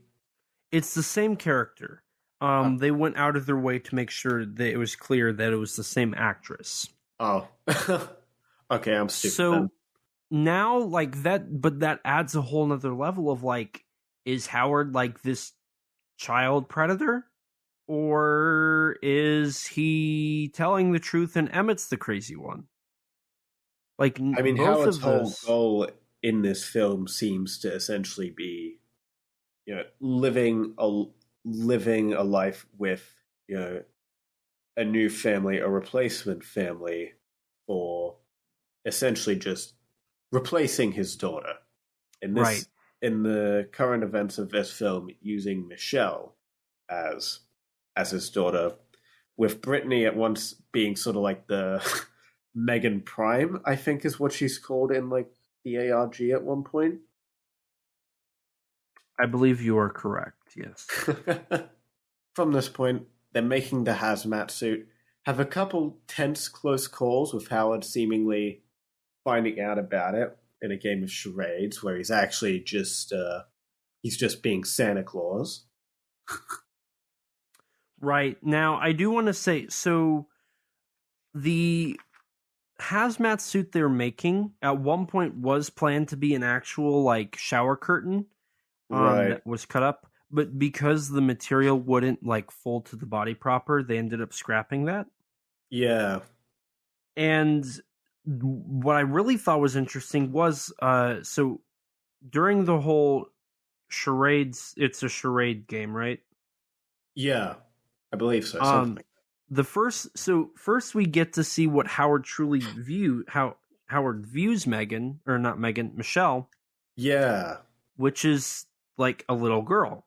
Yeah, Because like the word Emmett has is woman, and he's trying to get Howard to say it, so he's just pointing at Michelle, and it's like, Michelle is and Howard's just like, girl, Kid. little princess, kid,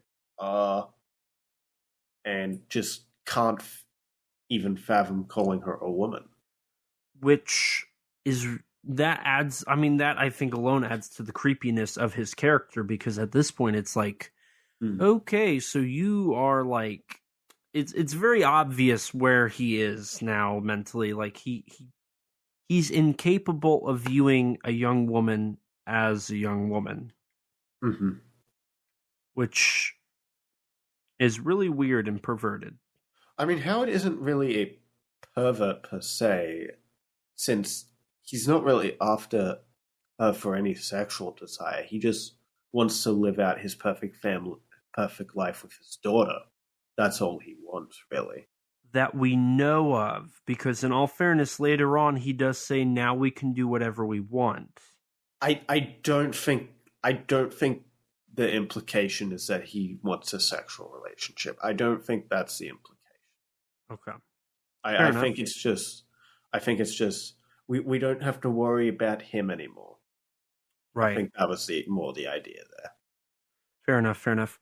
So the next, like, 5 or so minutes, right? 5 or so minutes is them developing the hazmat suit using duct tape and scissors, and this whole, they had a scheme of, so Michelle was up close to the door, or in the air vents in the air purifier room. She took a shower. It could be, she could have contaminated the shower curtain.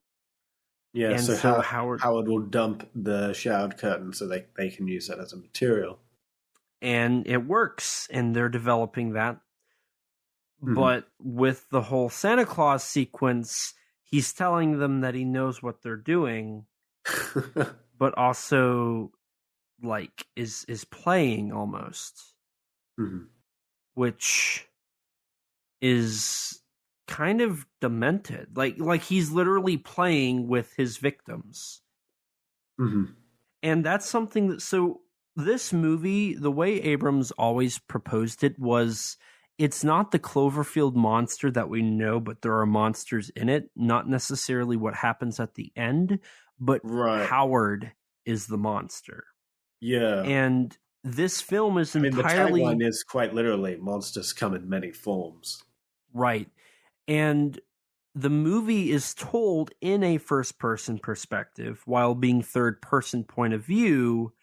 It's all told from the perspective of Michelle, who doesn't know everything, which is genius. And that's where the Cloverfield thematics are the same, is this first-person perspective of the monster that they cannot stop, which is very interesting that they were able to link the cellar concept with Cloverfield through that.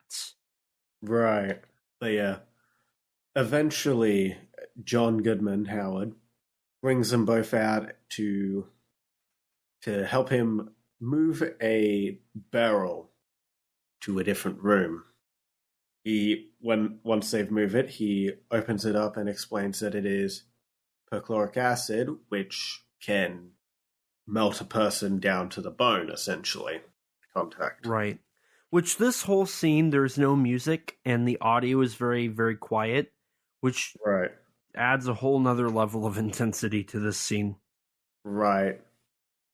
And this is where he reveals that he knows they're planning something, and that he's found their tools, throwing them into the acid while asking them, "You have one opportunity to tell me what you're doing now, or else." During this, Emmett sort of takes the blame, saying that it's all him. He wanted to steal Howard's gun, and that Michelle had nothing to do with this. Which I've heard some people say how Emmett was stupid because this left Michelle alone. I mean, in that situation, with how intense that situation is, whether or not it's stupid, realistically, you're not going to be, unless you're an amazing quick thinker, you're not going to be able to pull off something like amazing, you know? This is true, but in all fairness, Michelle does have a lot of quick thoughts. Yeah, but I mean, even, I want to say it was either Trachtenberg or Abrams who literally stated that Michelle is the character we'd like to all think we would be in these situations, rather than an actual realistic character in this situation. Whereas I feel Emmett is a lot more realistic here, trying to come up with an excuse to potentially save Michelle. Like, he doesn't come up with the best one, obviously, but in a situation where he's being when you're in the stress of an interrogation, you're just trying your best to come up with something. Right. And I mean, it does work. It does work, and in a way, I think Emmett knew that Michelle could make it out, but he always couldn't. Mm-hmm. I mean, to be fair, they did only have one hazmat suit. Right, exactly. So it was always the plan to only have one person, and clearly, unless they killed Howard, which I don't think was ever their plan, they just were going to try and escape. It was always meant to, somebody was probably going to have to die. Mm-hmm. And Emmett was not physically able to keep going, right? Because of his arm. So in a way, it was always set up to be Michelle getting out of there and Emmett dying. It just left Michelle to her own devices to do that, right? Mm-hmm. And yeah, speaking of which, Emmett is shot in the head by Howard. Which, this is about as intense. This is one of two gunshot scenes that, just took me out of reality for a second because of how intense it was. The other one would be the Murray death in Joker. Right. Both of those, it's whoa, okay, they're dead. Bam, dang. Wow. Oh no, this is a shocking moment.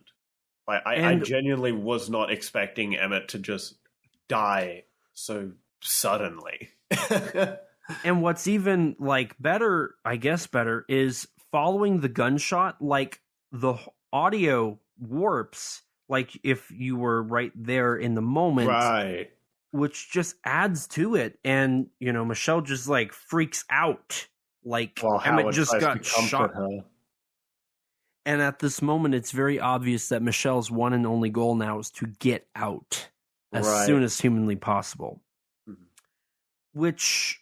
And we also reinforce how unhinged Howard is with him just not caring that he's just shot Emmett. Being like, it's okay now. It's okay now.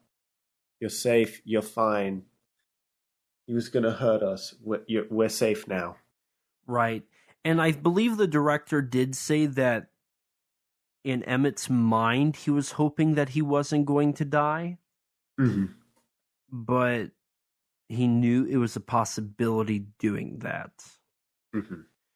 Which this gunshot essentially jettisons us into the final act of this movie.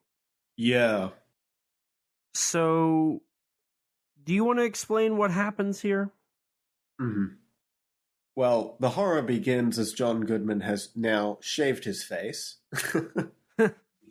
He's clean-shaven, bringing Michelle an ice cream cone, or a bowl of ice cream, sorry, because he wants her to be like his daughter, Megan.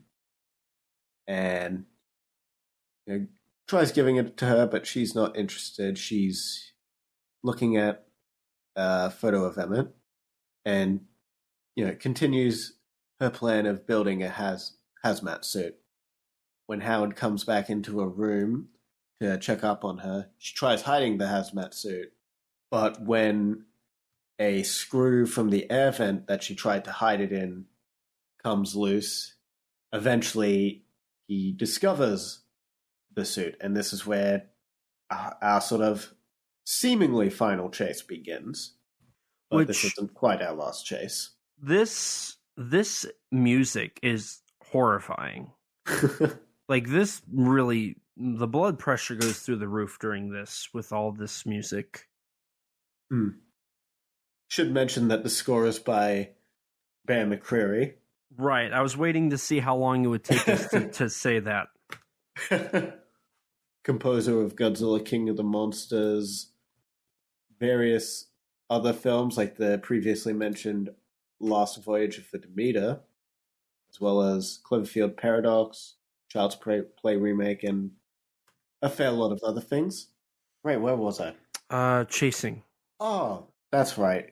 He tries chasing her around, and then she kicks the barrel of acid and knocks him down into it, melting off a bit of his face. But this is also going for the hazmat suit as well. Right. What were you going to say? I was going to say this is also where seemingly Howard is taken care of for good, but that's not necessarily the case. No. Meanwhile, also, the acid is spreading to some of the electronics as well, starting a fire. And I think this is actually a good enough time to bring up that in the original script, none of this was supposed to happen to Howard. In the original script, before it got rewritten into a Cloverfield movie, Michelle was more of the villain. She was mistreating Howard, and Emmett was kind of like this antagonistic character, and Howard was actually the tragic character of the story. Really? Mm-hmm. Huh. So they reworked the entire relationship for each character from that original script, which I think is really interesting. And it's also worthy to note that, well, actually, I'll bring this up once we get to that scene, so keep going. Okay. Yeah, so because the fire is blocking access to the door to the airlock exit, she instead tries going through the air vent to get to the window, the hatch that she'd seen earlier with the help written on it. And while she's in the air duct, Howard gets back up and tries stabbing a knife through to get at her, getting very, very, very close on multiple occasions. But eventually, I think she kicks his leg into the knife, or it kicks his hand into the knife or something. So what happened is after the vat of acid fell on him, she went back to she ran out, knocked the vat of acid onto him, went back, got the hazmat suit, was going to go into the air shaft area, and he came back, so she had to throw the shelf that Emmett knocked down earlier in the film onto him, where she escaped into the ventilation shaft, where he started stabbing his knife into to try and stab her. Then eventually, through one of the grates, he took it out and grabbed Michelle's foot, where Michelle then basically kicked his hand until it hurt so much she had to let go. Okay. Now, during the whole resurgence of Howard following his acid trip, there was actually a version of this movie that was rated R because this was a lot more gory. There's a lot more blood involved that made it so Howard was a bloody mess. But that was going to get them an R rating, which at the time, Bad Robot had not done an R-rated film yet, and they wouldn't until Overlord, so they weren't ready to do that just yet. I see. Eventually, following this, she puts on the hazmat suit, destroys the lock on the hatch, and escapes the bunker. Which, during this, there is some shots of inside the mask.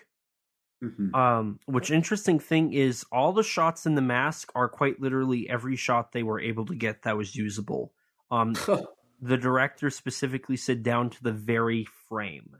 I guess the gimbal that was set up for inside the mask was not very well done. So, every once in a while, it would, fall off. And so they just had to use whatever takes they had and use that. So they went down to the very last frame they could possibly do before it would be messed up. Which I think, it just goes to show that they really tried to push this budget as far as humanly possible. Even the director of photography wanted to use as little VFX as possible throughout the film. Which, I think works. But it's also worthy to note that the entire film was shot in anamorphic widescreen, but following her exit of the bunker, they changed lenses so that it would be a wider shot, so that it would feel bigger and that, you could breathe. They wanted to do IMAX cameras, but they didn't have the budget to do that. So the IMAX idea, unfortunately, went unused. I see. Eventually, while she's walking around trying to get to Howard's car, she ends up ripping a hole in her makeshift hazmat suit, causing her to panic and try and duct tape it up. But after doing this, she looks up into the sky and notices there's some birds flying around. And they're fine. Okay. So then she's like, wait a minute. And, like any good Prometheus character, takes off her mask. That's how it works. That's how it works, Yeah. And she realizes that the air is, in all reality, it's fine. It's been fine the whole time. But then she climbs on top of a car and spots a ship. Howard was right all along. The Martians are here. Which, following this, they drop something into the fields, which we later find out is a mutant space worm, which was specifically mentioned by Emmett earlier as something that Howard had spoken, which adds more to the foreshadowing of this movie being genius. Mm-hmm. I love the foreshadowing that this movie does have. Mm-hmm. I mean, how it talks about like there being like these patrol ships essentially just going around, and this is essentially that what he described. Right, and it's basically the idea that Pacific Rim also explored, which was you send out the big weapons first, take out the major population, and then you come in and exterminate the remaining populace. Right. You've won, which is the same process and idea that the aliens basically have here. And there is a bioweapon. The spaceships spray this toxic gas that can kill people. And we learn about that. So one of the vehicles that Michelle tried to get into, the alarm starts going off, right? Mm-hmm. And plus, the aliens had also been alerted to her presence when the bunker kind of blew up from the fire. Right. And so Michelle's hiding in one of the little farmhouses. Yeah. Trying to avoid the mutant space worm. Mm-hmm. And eventually she finds the keys to the vehicle that is honking as Leslie has died in the house, in the little farm area that she's in. And she finds her keys and turns off the alarm to that vehicle and is left alone from the alien spaceship, or from the mutant space worm. Yeah. Now, like any good Prometheus character, she just starts walking around. Yeah, as you do. Only for the mutant space worm to locate her and her have to run to the truck and save herself. Mm. Now, the space worm's fast enough to catch up to her and do a Mongolian death worm to her helmet that she currently has on from the bioweapon that was just attempted to be used on her. But she's able to get the space worm out of the vehicle and close the door. This is where the spaceship ends up picking the truck up to eat her. Mm-hmm. Which, during this, I'm pretty sure there's a Clover roar. I'm pretty sure I heard a Clover roar during this scene. It sounded similar. I don't think it was quite the same sound, but it's definitely similar. Now, it's not all the roars, but one of them is. I'm sure of it. I'm sure that one of them is. It definitely sounds similar to the Clover Monster, but I don't think it was quite the same roar. At least not that I heard. Okay. So, I think this is the point where I do want to talk about this part. I don't like this third act. I think this is a little bit left field. I don't know. I think it's fun. I don't think there's anything too spectacular with it. I think there's some cool shots, like when the alien spaceship is like appears behind the house and it lights up behind that. I think that's really cool. But otherwise, I don't think it's a particularly spectacular sequence. It's cool to have some monster stuff in this movie. I genuinely, I knew the ending had like the alien spaceship. I didn't realize the alien spaceship was actually a living organism, and that there was like another like little quadrupedal alien creature. So that was cool for me, as you know, seeing it for the first time and not having gone in genuinely not expecting for that sequence to be there, and certainly not as long as it went on. But at the same time, it's fine.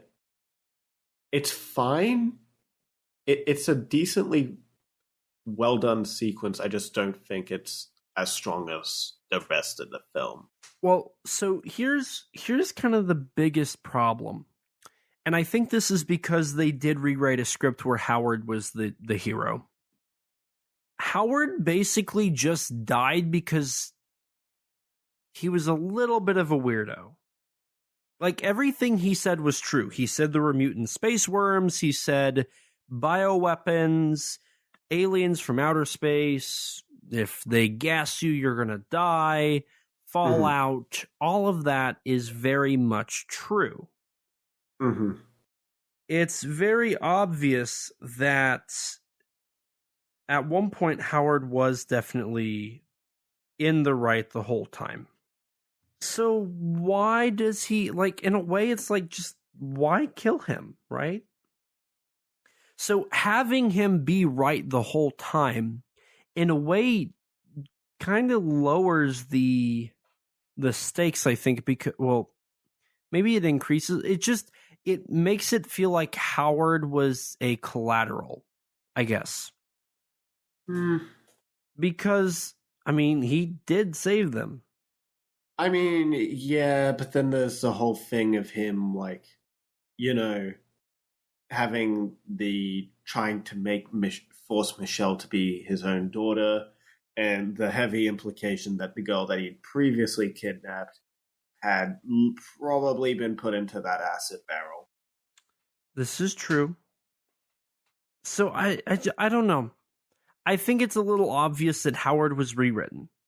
I think the cons of the Howard character feel lesser than what was actually the pros of his character.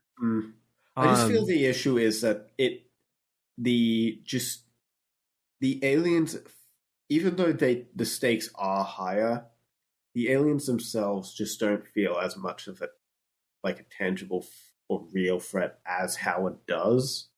Kind of just because, you know, they're just kind of underdeveloped, I guess, monster. I don't know if underdeveloped's really the right word, but they're just like relatively mindless monsters just hunting her down because they want to hunt her down, where Howard is, you know, he's human, and there's something a lot more terrifying about Howard, partly because of John Goodman's performance, but also just the character writing with Howard of being this unhinged, crazy man. But everything that Howard got angry about, he kind of had reason to.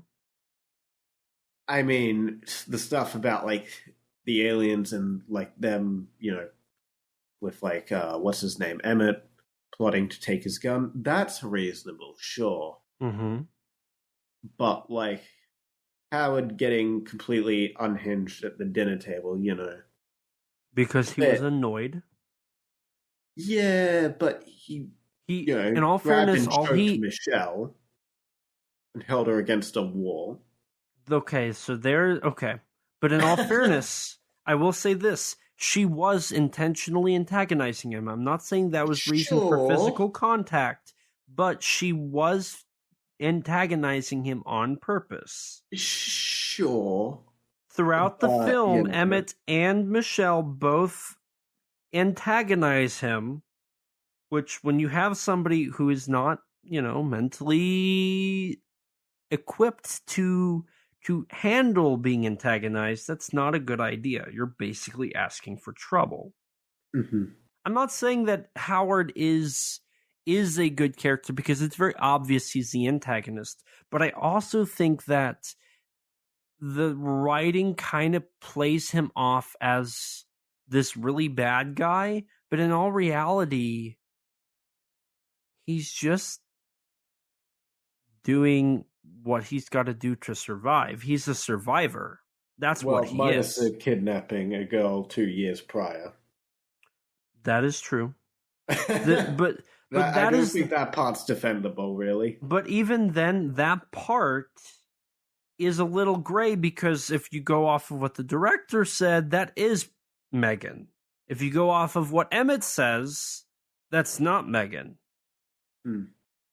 I mean, the ARG also suggests that he was kind of a bit of a obsessive, you know, because he was obsessive with, like, his conspiracy theories and doomsday, it kind of led to him being a bit of an abusive father as well.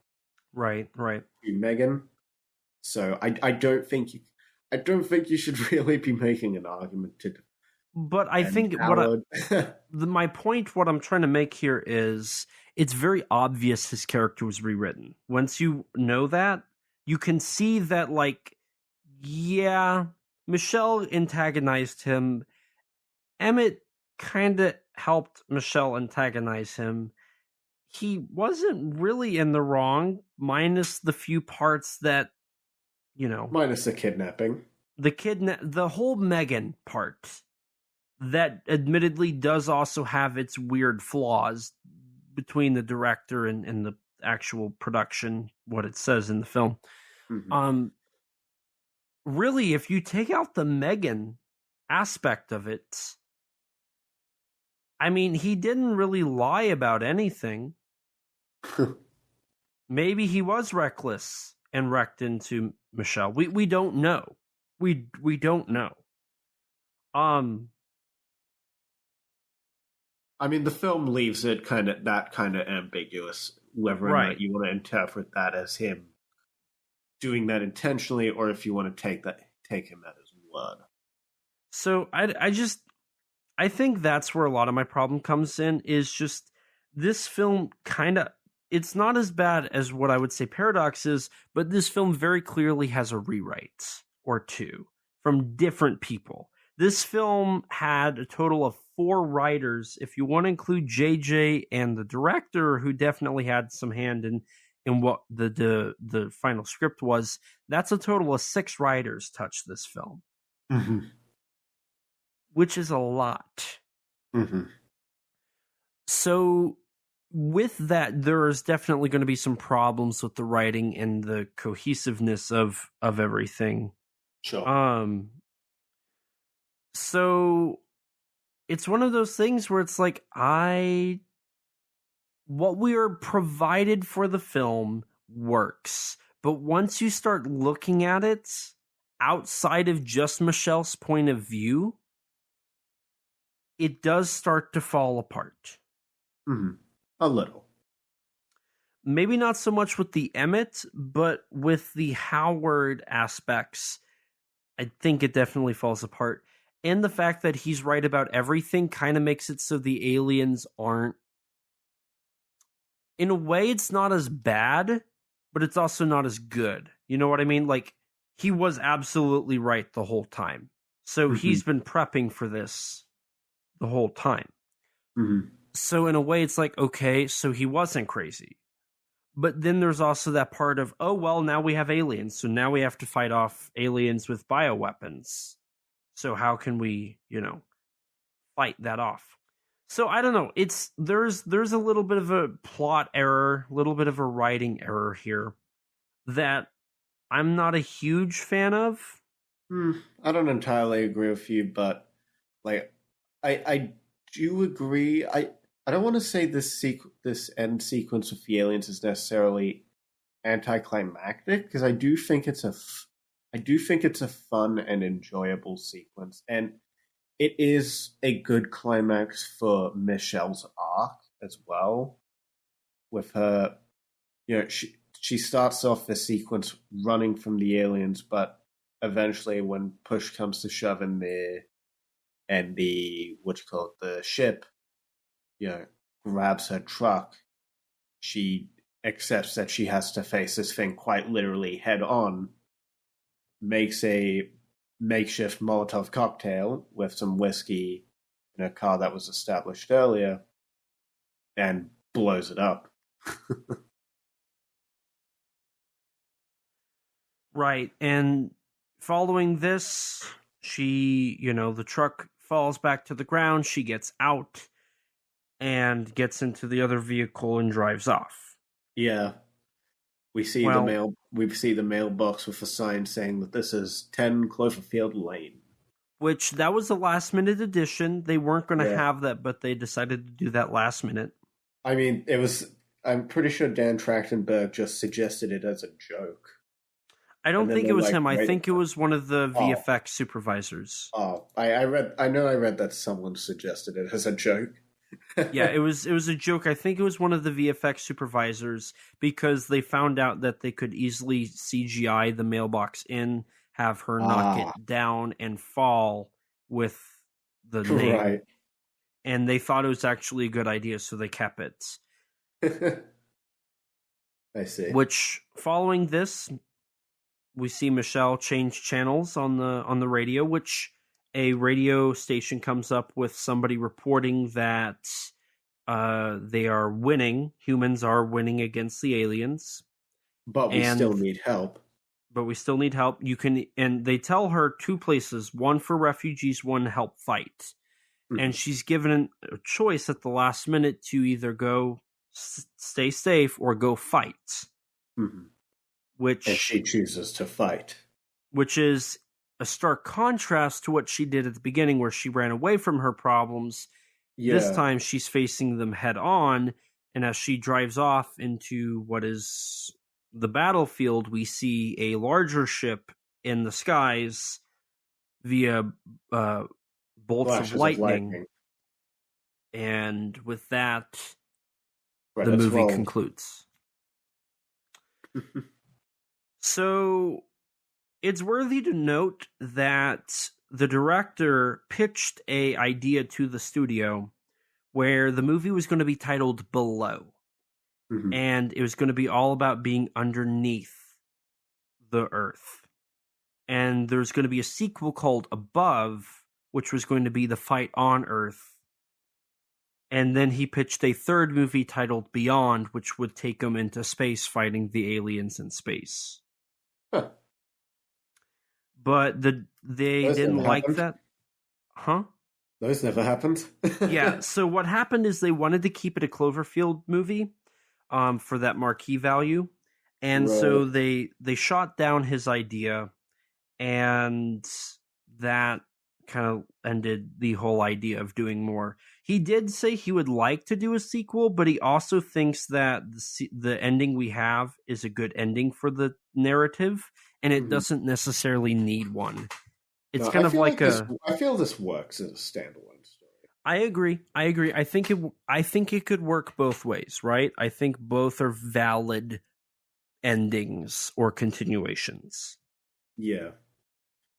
But in the same regard, this film really isn't about the aliens, so I feel like it not having a sequel is perfectly suitable, if not maybe even better for the film. I agree. Like that's not because that really isn't what the film was about.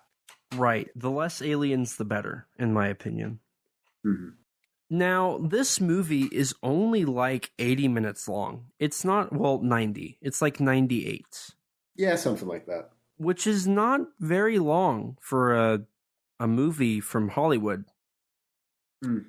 And I'm kind of appreciative of that because it definitely makes the movie move by a little faster than expected. Right. Yeah, I feel like the runtime is like pretty solid. I don't feel like there's ever any scene that's wasting. There's never really any wasted scenes in this movie. I agree. I think everything is well utilized, even though with the writing problems, I do think its pace is very well kept. And they had to edit a lot.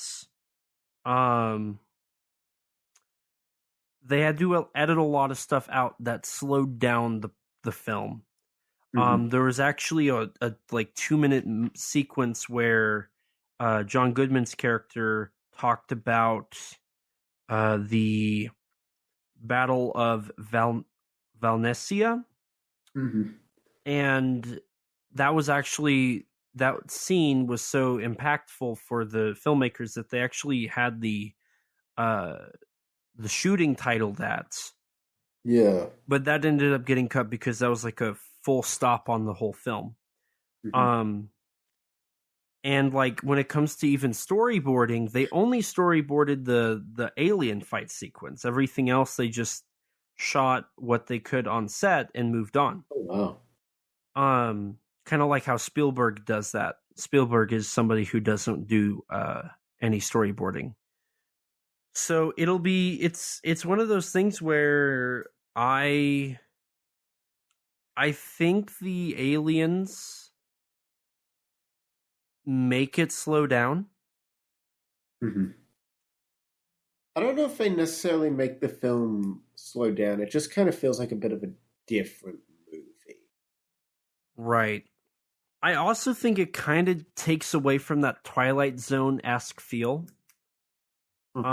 Because the thing about the Twilight Zone is you don't get explanations, right? Mm.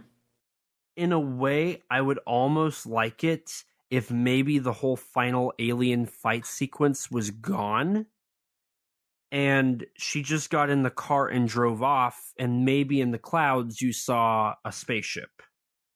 I was kind of thinking as you were saying that perhaps it could work maybe a little better if instead of having that sequence, you just have her driving off with the implication that maybe the aliens are real and kind of leaving it up to the audience's interpretation. I feel that could be more interesting and sort of leave you with that mystery feeling. Similar to a Twilight Zone episode of sorts. Yes, and that's my whole thing is like, if we're going Twilight Zone, it would work better, I think, if they did it that way. Mm-hmm. Leaving it up for, and like maybe the spaceships could have been a little less clear that they were alien. Maybe it would look like something that could be human but also not, you know? Kind of like that, what am I looking at? Was this a bio attack? Was he crazy? Mm-hmm. What is that? Is that a Russian aircraft? Is that an American aircraft? Is that a Martian aircraft? Like, leaving it up for interpretation, I think, is a great idea they could have done. But they didn't. I mean, were the aliens even in the original script? I believe so. So. Because you could almost make the assumption that, or like speculate that maybe perhaps this final sequence could even be like, it'd be studio mandated. I don't know if it is. I couldn't find anything really talking about the aliens present in the original script because the synopsis that I was able to find just didn't talk about them at all. Mm-hmm. So I take it that if they are in the original script, then it probably isn't like a studio mandated thing, but it could, you could speculate that with just how this scene sort of feels and plays out. Right. Honestly, what this film does right is the claustrophobia, and that combined with the beautiful lighting, Bear McCreary's amazing score, and John Goodman's power and presence, that is John where Goodman the film is absolutely probably the strongest aspect of the film for me. And then the tension brought by Bear McCreary's score just compounds that. I feel like his performance and that score elevate this film completely. Wholeheartedly agree. This movie's strengths are in everything. I personally think the strengths come from everyone but Michelle, partially, and the third act. I think the third act and some of what Michelle's character does is where it lacks, but that's about it. I feel Michelle is fine. She's fine. I agree. But I don't think there's anything really spectacular going on with her character. She has a simple arc. You know, she's like wrong about some things, but like in her situation, can you really blame her? Right. So, you know, for her it's pretty mundane, and you know, I've made my gripes about the third act and Howard's writing, but I do think overall this is a solid thriller. Yeah. Now, I think the worst thing about this movie is the whole Cloverfield thing. Mm-hmm. Like the studio mandate of making it a Cloverfield movie, I think is a little... It doesn't need the Cloverfield name. I mean, I think it did for the No. box office, but I think for a narratively speaking, I don't think it needed anything to do that. No, there's no real good reason for this film to be in any way tied to Cloverfield. Yeah. Like, there's some thematic similarities, but, like, the film just does not need it. I wholeheartedly agree. Because I feel the issue is, like, okay, I feel like with, like, an anthology franchise, it's kind of hard, like, I mean, Cloverfield was in a better situation than, say, Halloween was in, where, like, the first two films were about Michael Myers, because the studio, mandates for Michael Myers to come back. And then John Carpenter and, I don't remember, John Carpenter and his wife. Gail Ann Hurd? No. Yeah. Was it? Right. No. I don't remember. I'm trying to remember her name. Deborah Hill. That's her name. Yeah, Halloween was always intended to be an anthology franchise, but obviously that failed when Halloween 3 bombed. I feel like, Cloverfield's got a little bit of an advantage where there wasn't already a sequel, but at the same time, making a film and giving the title a connection to Cloverfield for that brand recognition kind of can give the wrong impression, I feel. Like, even without specifically titling it Cloverfield 2, like, unless, like, the first film is already an anthology film, which Cloverfield was not, kind of gives off the wrong impression, I feel. I don't know if necessarily... I feel like with an anthology franchise, it kind of is better if the first film is actually an anthology film, rather than having all, like, the sequels be different anthologies. Does that make any sense? So, from what I'm understanding, you're saying that anthology series work better on a smaller story form than a bigger story form. Yeah, kind of, because, like, when you make a sequel to a film, you kind of... There's an expectation that said sequel from the audience that the said sequel will be similar in some way and continue. Typically, it'll continue the story or feature similar characters and all that sort of deal, or a similar monster in the case of most monster movies. Mm-hmm. Everyone kind of expects a Godzilla sequel to feature Godzilla, or at the very least some other giant monsters, Right. So, yeah, I mean, to be fair, this film does have some monsters, but it's neither Not of the Clover. monsters that were seen in the first film. Right. Not even the parasites. Right. So, And I don't think there was yeah. enough connection between the two movies for there to be a valid argument. Right, yeah, exactly. There's no, like, the only real, like, major connection is the Slusho cameo. Which Slusho appears in, like, almost all of Abrams' work, down to, like, Star Trek. Right. And I think Star Wars, too. I think it appears in Star Wars. Probably. So that's more of a J.J. Abrams thing, not a Cloverfield Yeah, thing. exactly. Right, so... And then, like, yeah. then the other connections are, like, in the ARG with Takurado's, like, connections. Which I will forever say, and this is kind of my final stance on the whole Cloverfield ARG and just in general expanded universe stuff. If it's not in the movie, it's not worth arguing with. Right. I think if it's having that expanded material is interesting, and I think it generally works in Cloverfield because they are interesting aspects that sort of build the world, but they're not integral to the story. Which is why I think they, at least for these two films, I don't know about Paradox, at least in these two films, I feel like it works. They're supplemental. They just add another little layer to the story, but the story does not in any way need them. Right. Function. And that's the big thing is like, so as an example. I know exactly what you're going to bring up, I think. I'll bring up two, and you tell me if it's either of these two are the ones that you're thinking of.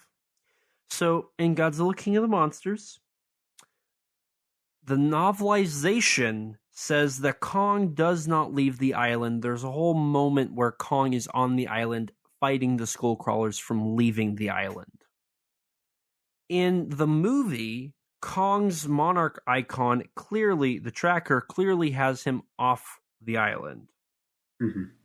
Now, you could chop it up to a VFX mistake, but still, in the movie, canonically, Kong is off the island, but in the novelization, Kong is not, and they make it very clear in the novelization he is not.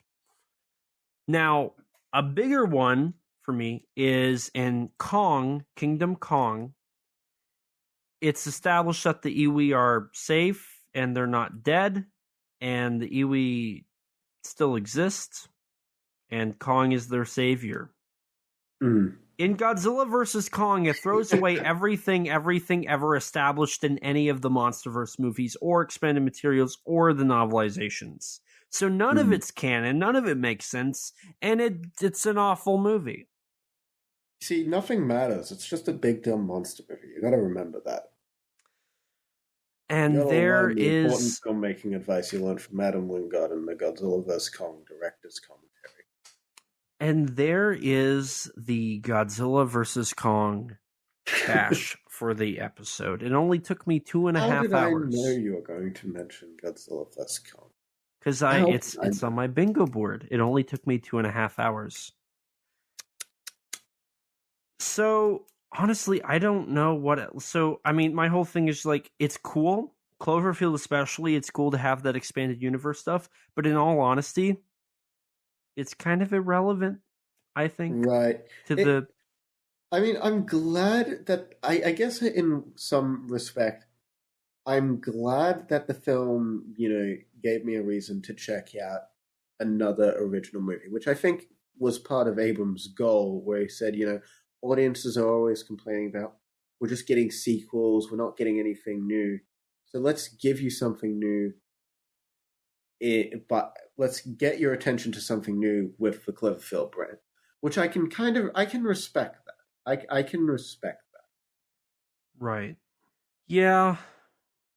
I agree with you. So, Rex, do you have anything else you'd like to add? Not really. Okay. I think I've said my piece. In that case, I'm going to quickly go over the cast and crew. There's some few noticeable things here to bring up. Director Dan Trachtenberg.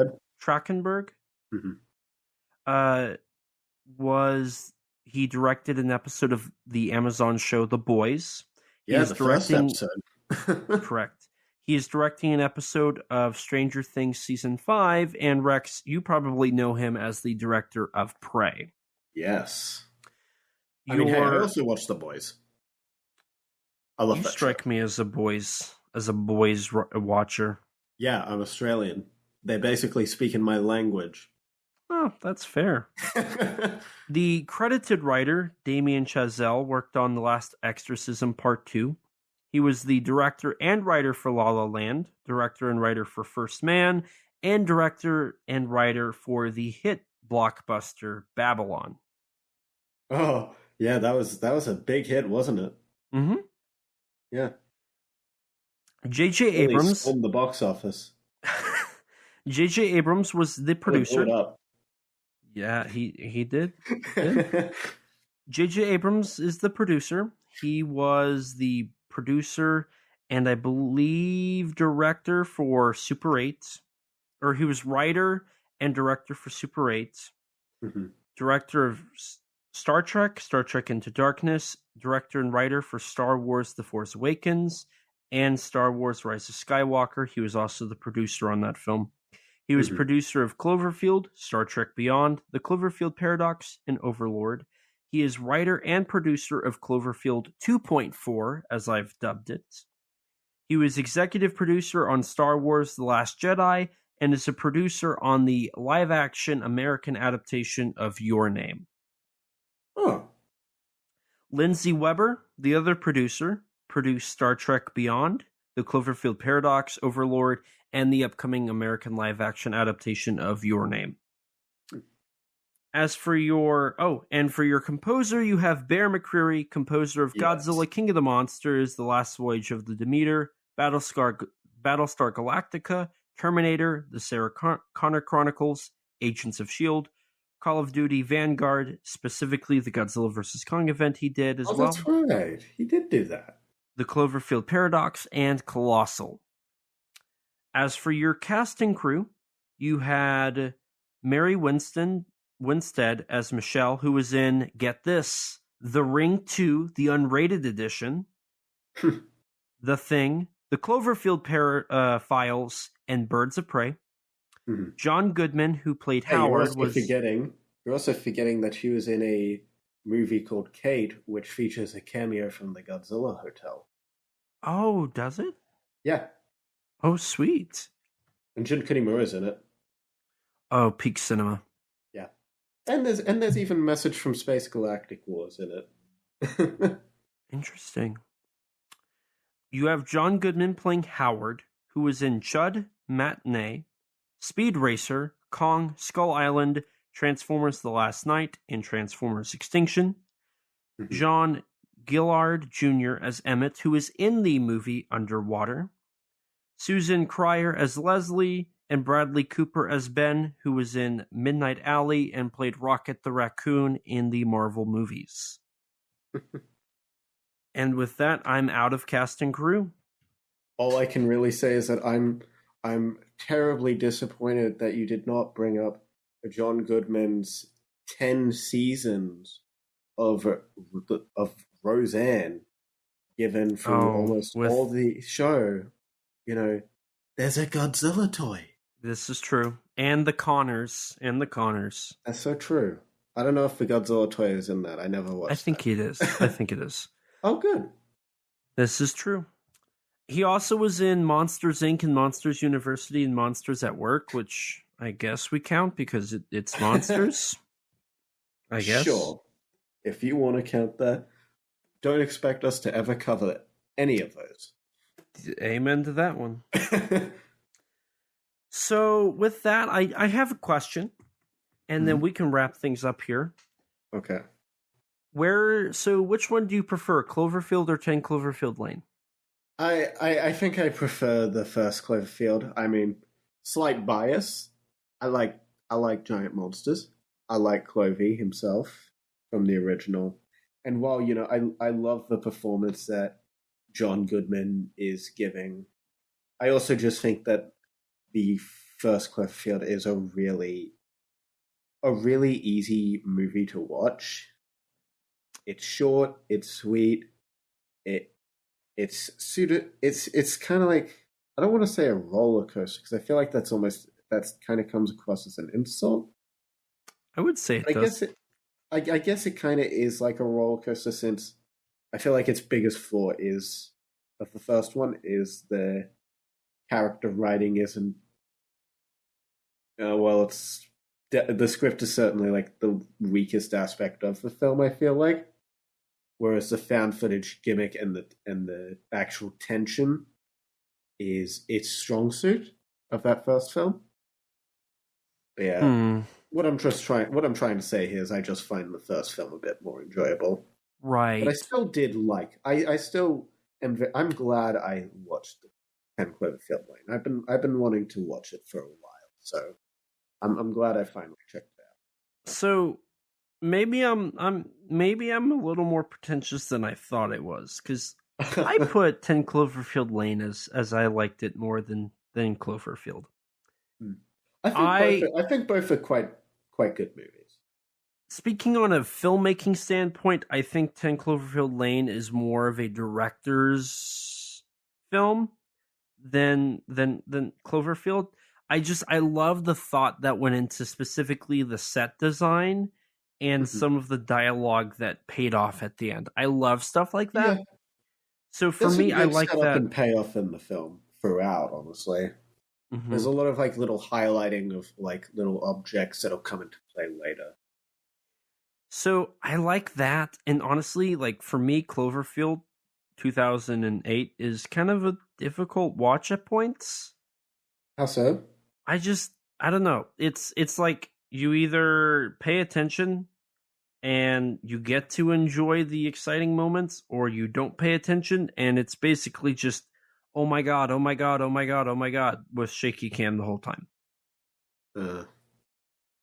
So for me, I don't know. I think Cloverfield has a little less to offer than 10 Cloverfield Lane. It does have a giant monster, which does give it some brownie points. Yes. But I think I'm gonna have to go with 10 Cloverfield Lane on this one. Fair enough. So with that, I guess we'll cover the third and currently final movie next September.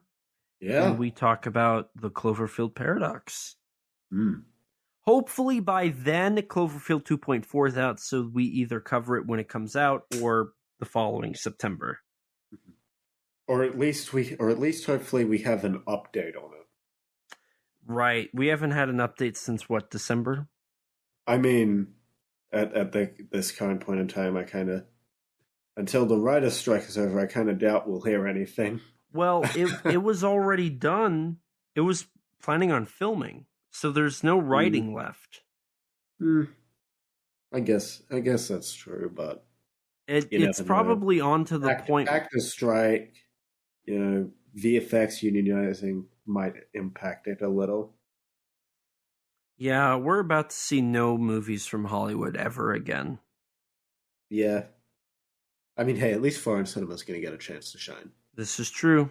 And even crazier, actors and writers in the near future might actually get decent wages, compensation for their work. Maybe, just maybe. This is true. This is true. Well, Rex, I think we've hit the moment where we share in the most noblest of podcasting traditions. Do you mean self-promotion? I do mean self-promotion. So why don't you let the lovely people at home know where they can find you? Well, dear listeners, you can find me on YouTube at Rexino, on Twitter at Rex_Xenomorph, and on Instagram, Rex_Xeno. And lastly, if you want to check out some of my writing, go take a look at the Tokusatsu Network. And as for me, hello, my name's Elijah. You can find me on YouTube at ET13 Productions, on Twitter at ET13 Productions, or on Instagram at ET13 Productions. If you'd like to check out my writing, go to kaijuramenmedia.com, where I've posted some web articles, or you can purchase some of our magazines. Most recently, issue 10 is up for pre-order, and there are still a few copies of issue 9 left as of this recording, so head on over there and purchase those. You can also order the digital copies of issues 1 through 9, where I've worked on all of them. Besides that, you can also check out my writing at the Giant Bug Cinema, a Monster Kids Guide on Amazon, a book compiled of reviews for various monster movies that feature giant bugs. And I got to write an article on Ghidorah the Three-Headed Monster. So if that's something that tickles your fancy, go check that out.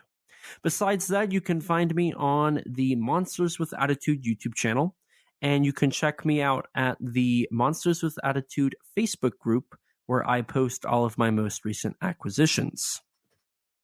I'm also one of the co-hosts of Kaiju Weekly, a weekly kaiju news show that covers all the news from Godzilla, Gamera, Ultraman, and everything in between. You can find that on the Kaiju Ramen YouTube channel at Kaiju Ramen. But besides that, if you'd like to help support the podcast, don't forget to rate us on iTunes. That boosts our ratings and helps us get recommended to more people just like you. If you don't have an Apple device, which I don't blame you, I don't. That's actually a lie. I'm reading this off of a MacBook, so yeah. But you can rate us on Spotify now. That's something they do. If you want to stay up to date with all things Kaiju Conversation related, follow us on Twitter at KAIJU_CONVERS. If you don't have Twitter, you can follow us on Instagram or like us on Facebook. If you're like me before podcasting and you don't have any social media, lucky you. You can email us at kaijuconversation@gmail.com, all lowercase, all one word, you know the drill. And as always, we'll read your reviews on air for everyone to hear. We also have a Teespring store. Eventually, we'll have original artwork on there, but until then, you can sport our awesome logo on a t-shirt or maybe even a coffee mug. If you'd like to chat with us, check out our Discord server full of others that have similar interests to you. Recently, in our General One chat, we had a conversation about the recent reveal of the real-life Maser cannon that apparently is showing up in the self-defense force in Japan. So it's a great community full of great people. Highly recommend it. Also, don't forget to subscribe to our YouTube channel and hit the bell so you can be notified anytime we upload a video. We sometimes post exclusives to the channel like bloopers or for episodes or minisodes talking about news or other subjects. We also have an interview with Mechagodzilla designer Jared Kerchevsky on the channel. I probably butchered his name and I'm so sorry. A huge thanks to Rex for editing all of these episodes and all the other content we upload. His links can be found in the description below. Along with Rex, we'd like to give a huge thanks and shout out to Danny DeManna of the Godzilla Novelization Project for his amazing vocals on our theme song. You can support him by following him on Twitter at Deadzilla93_GNP or visit his website, GodzillaNovelizationProject.com. And a huge thanks to Grattan Conwell from the podcast Giant Monster BS for composing the music for our theme song. You can support him by following the podcast on Twitter at Giant Monster BS or on any podcast platform under the name Giant Monster BS. And with that, we're going to wrap things up here. So thank you guys so much for listening. And as always, please remember, life's too short to not talk big. Bye, guys. Bye. We are set, we are in debt, there's nothing to sweat. Life's too short now, baby. To not talk big now, baby. Conversation. His name's Elijah, baby. And also Rex now, baby. We love those kaiju, baby. And you will too now.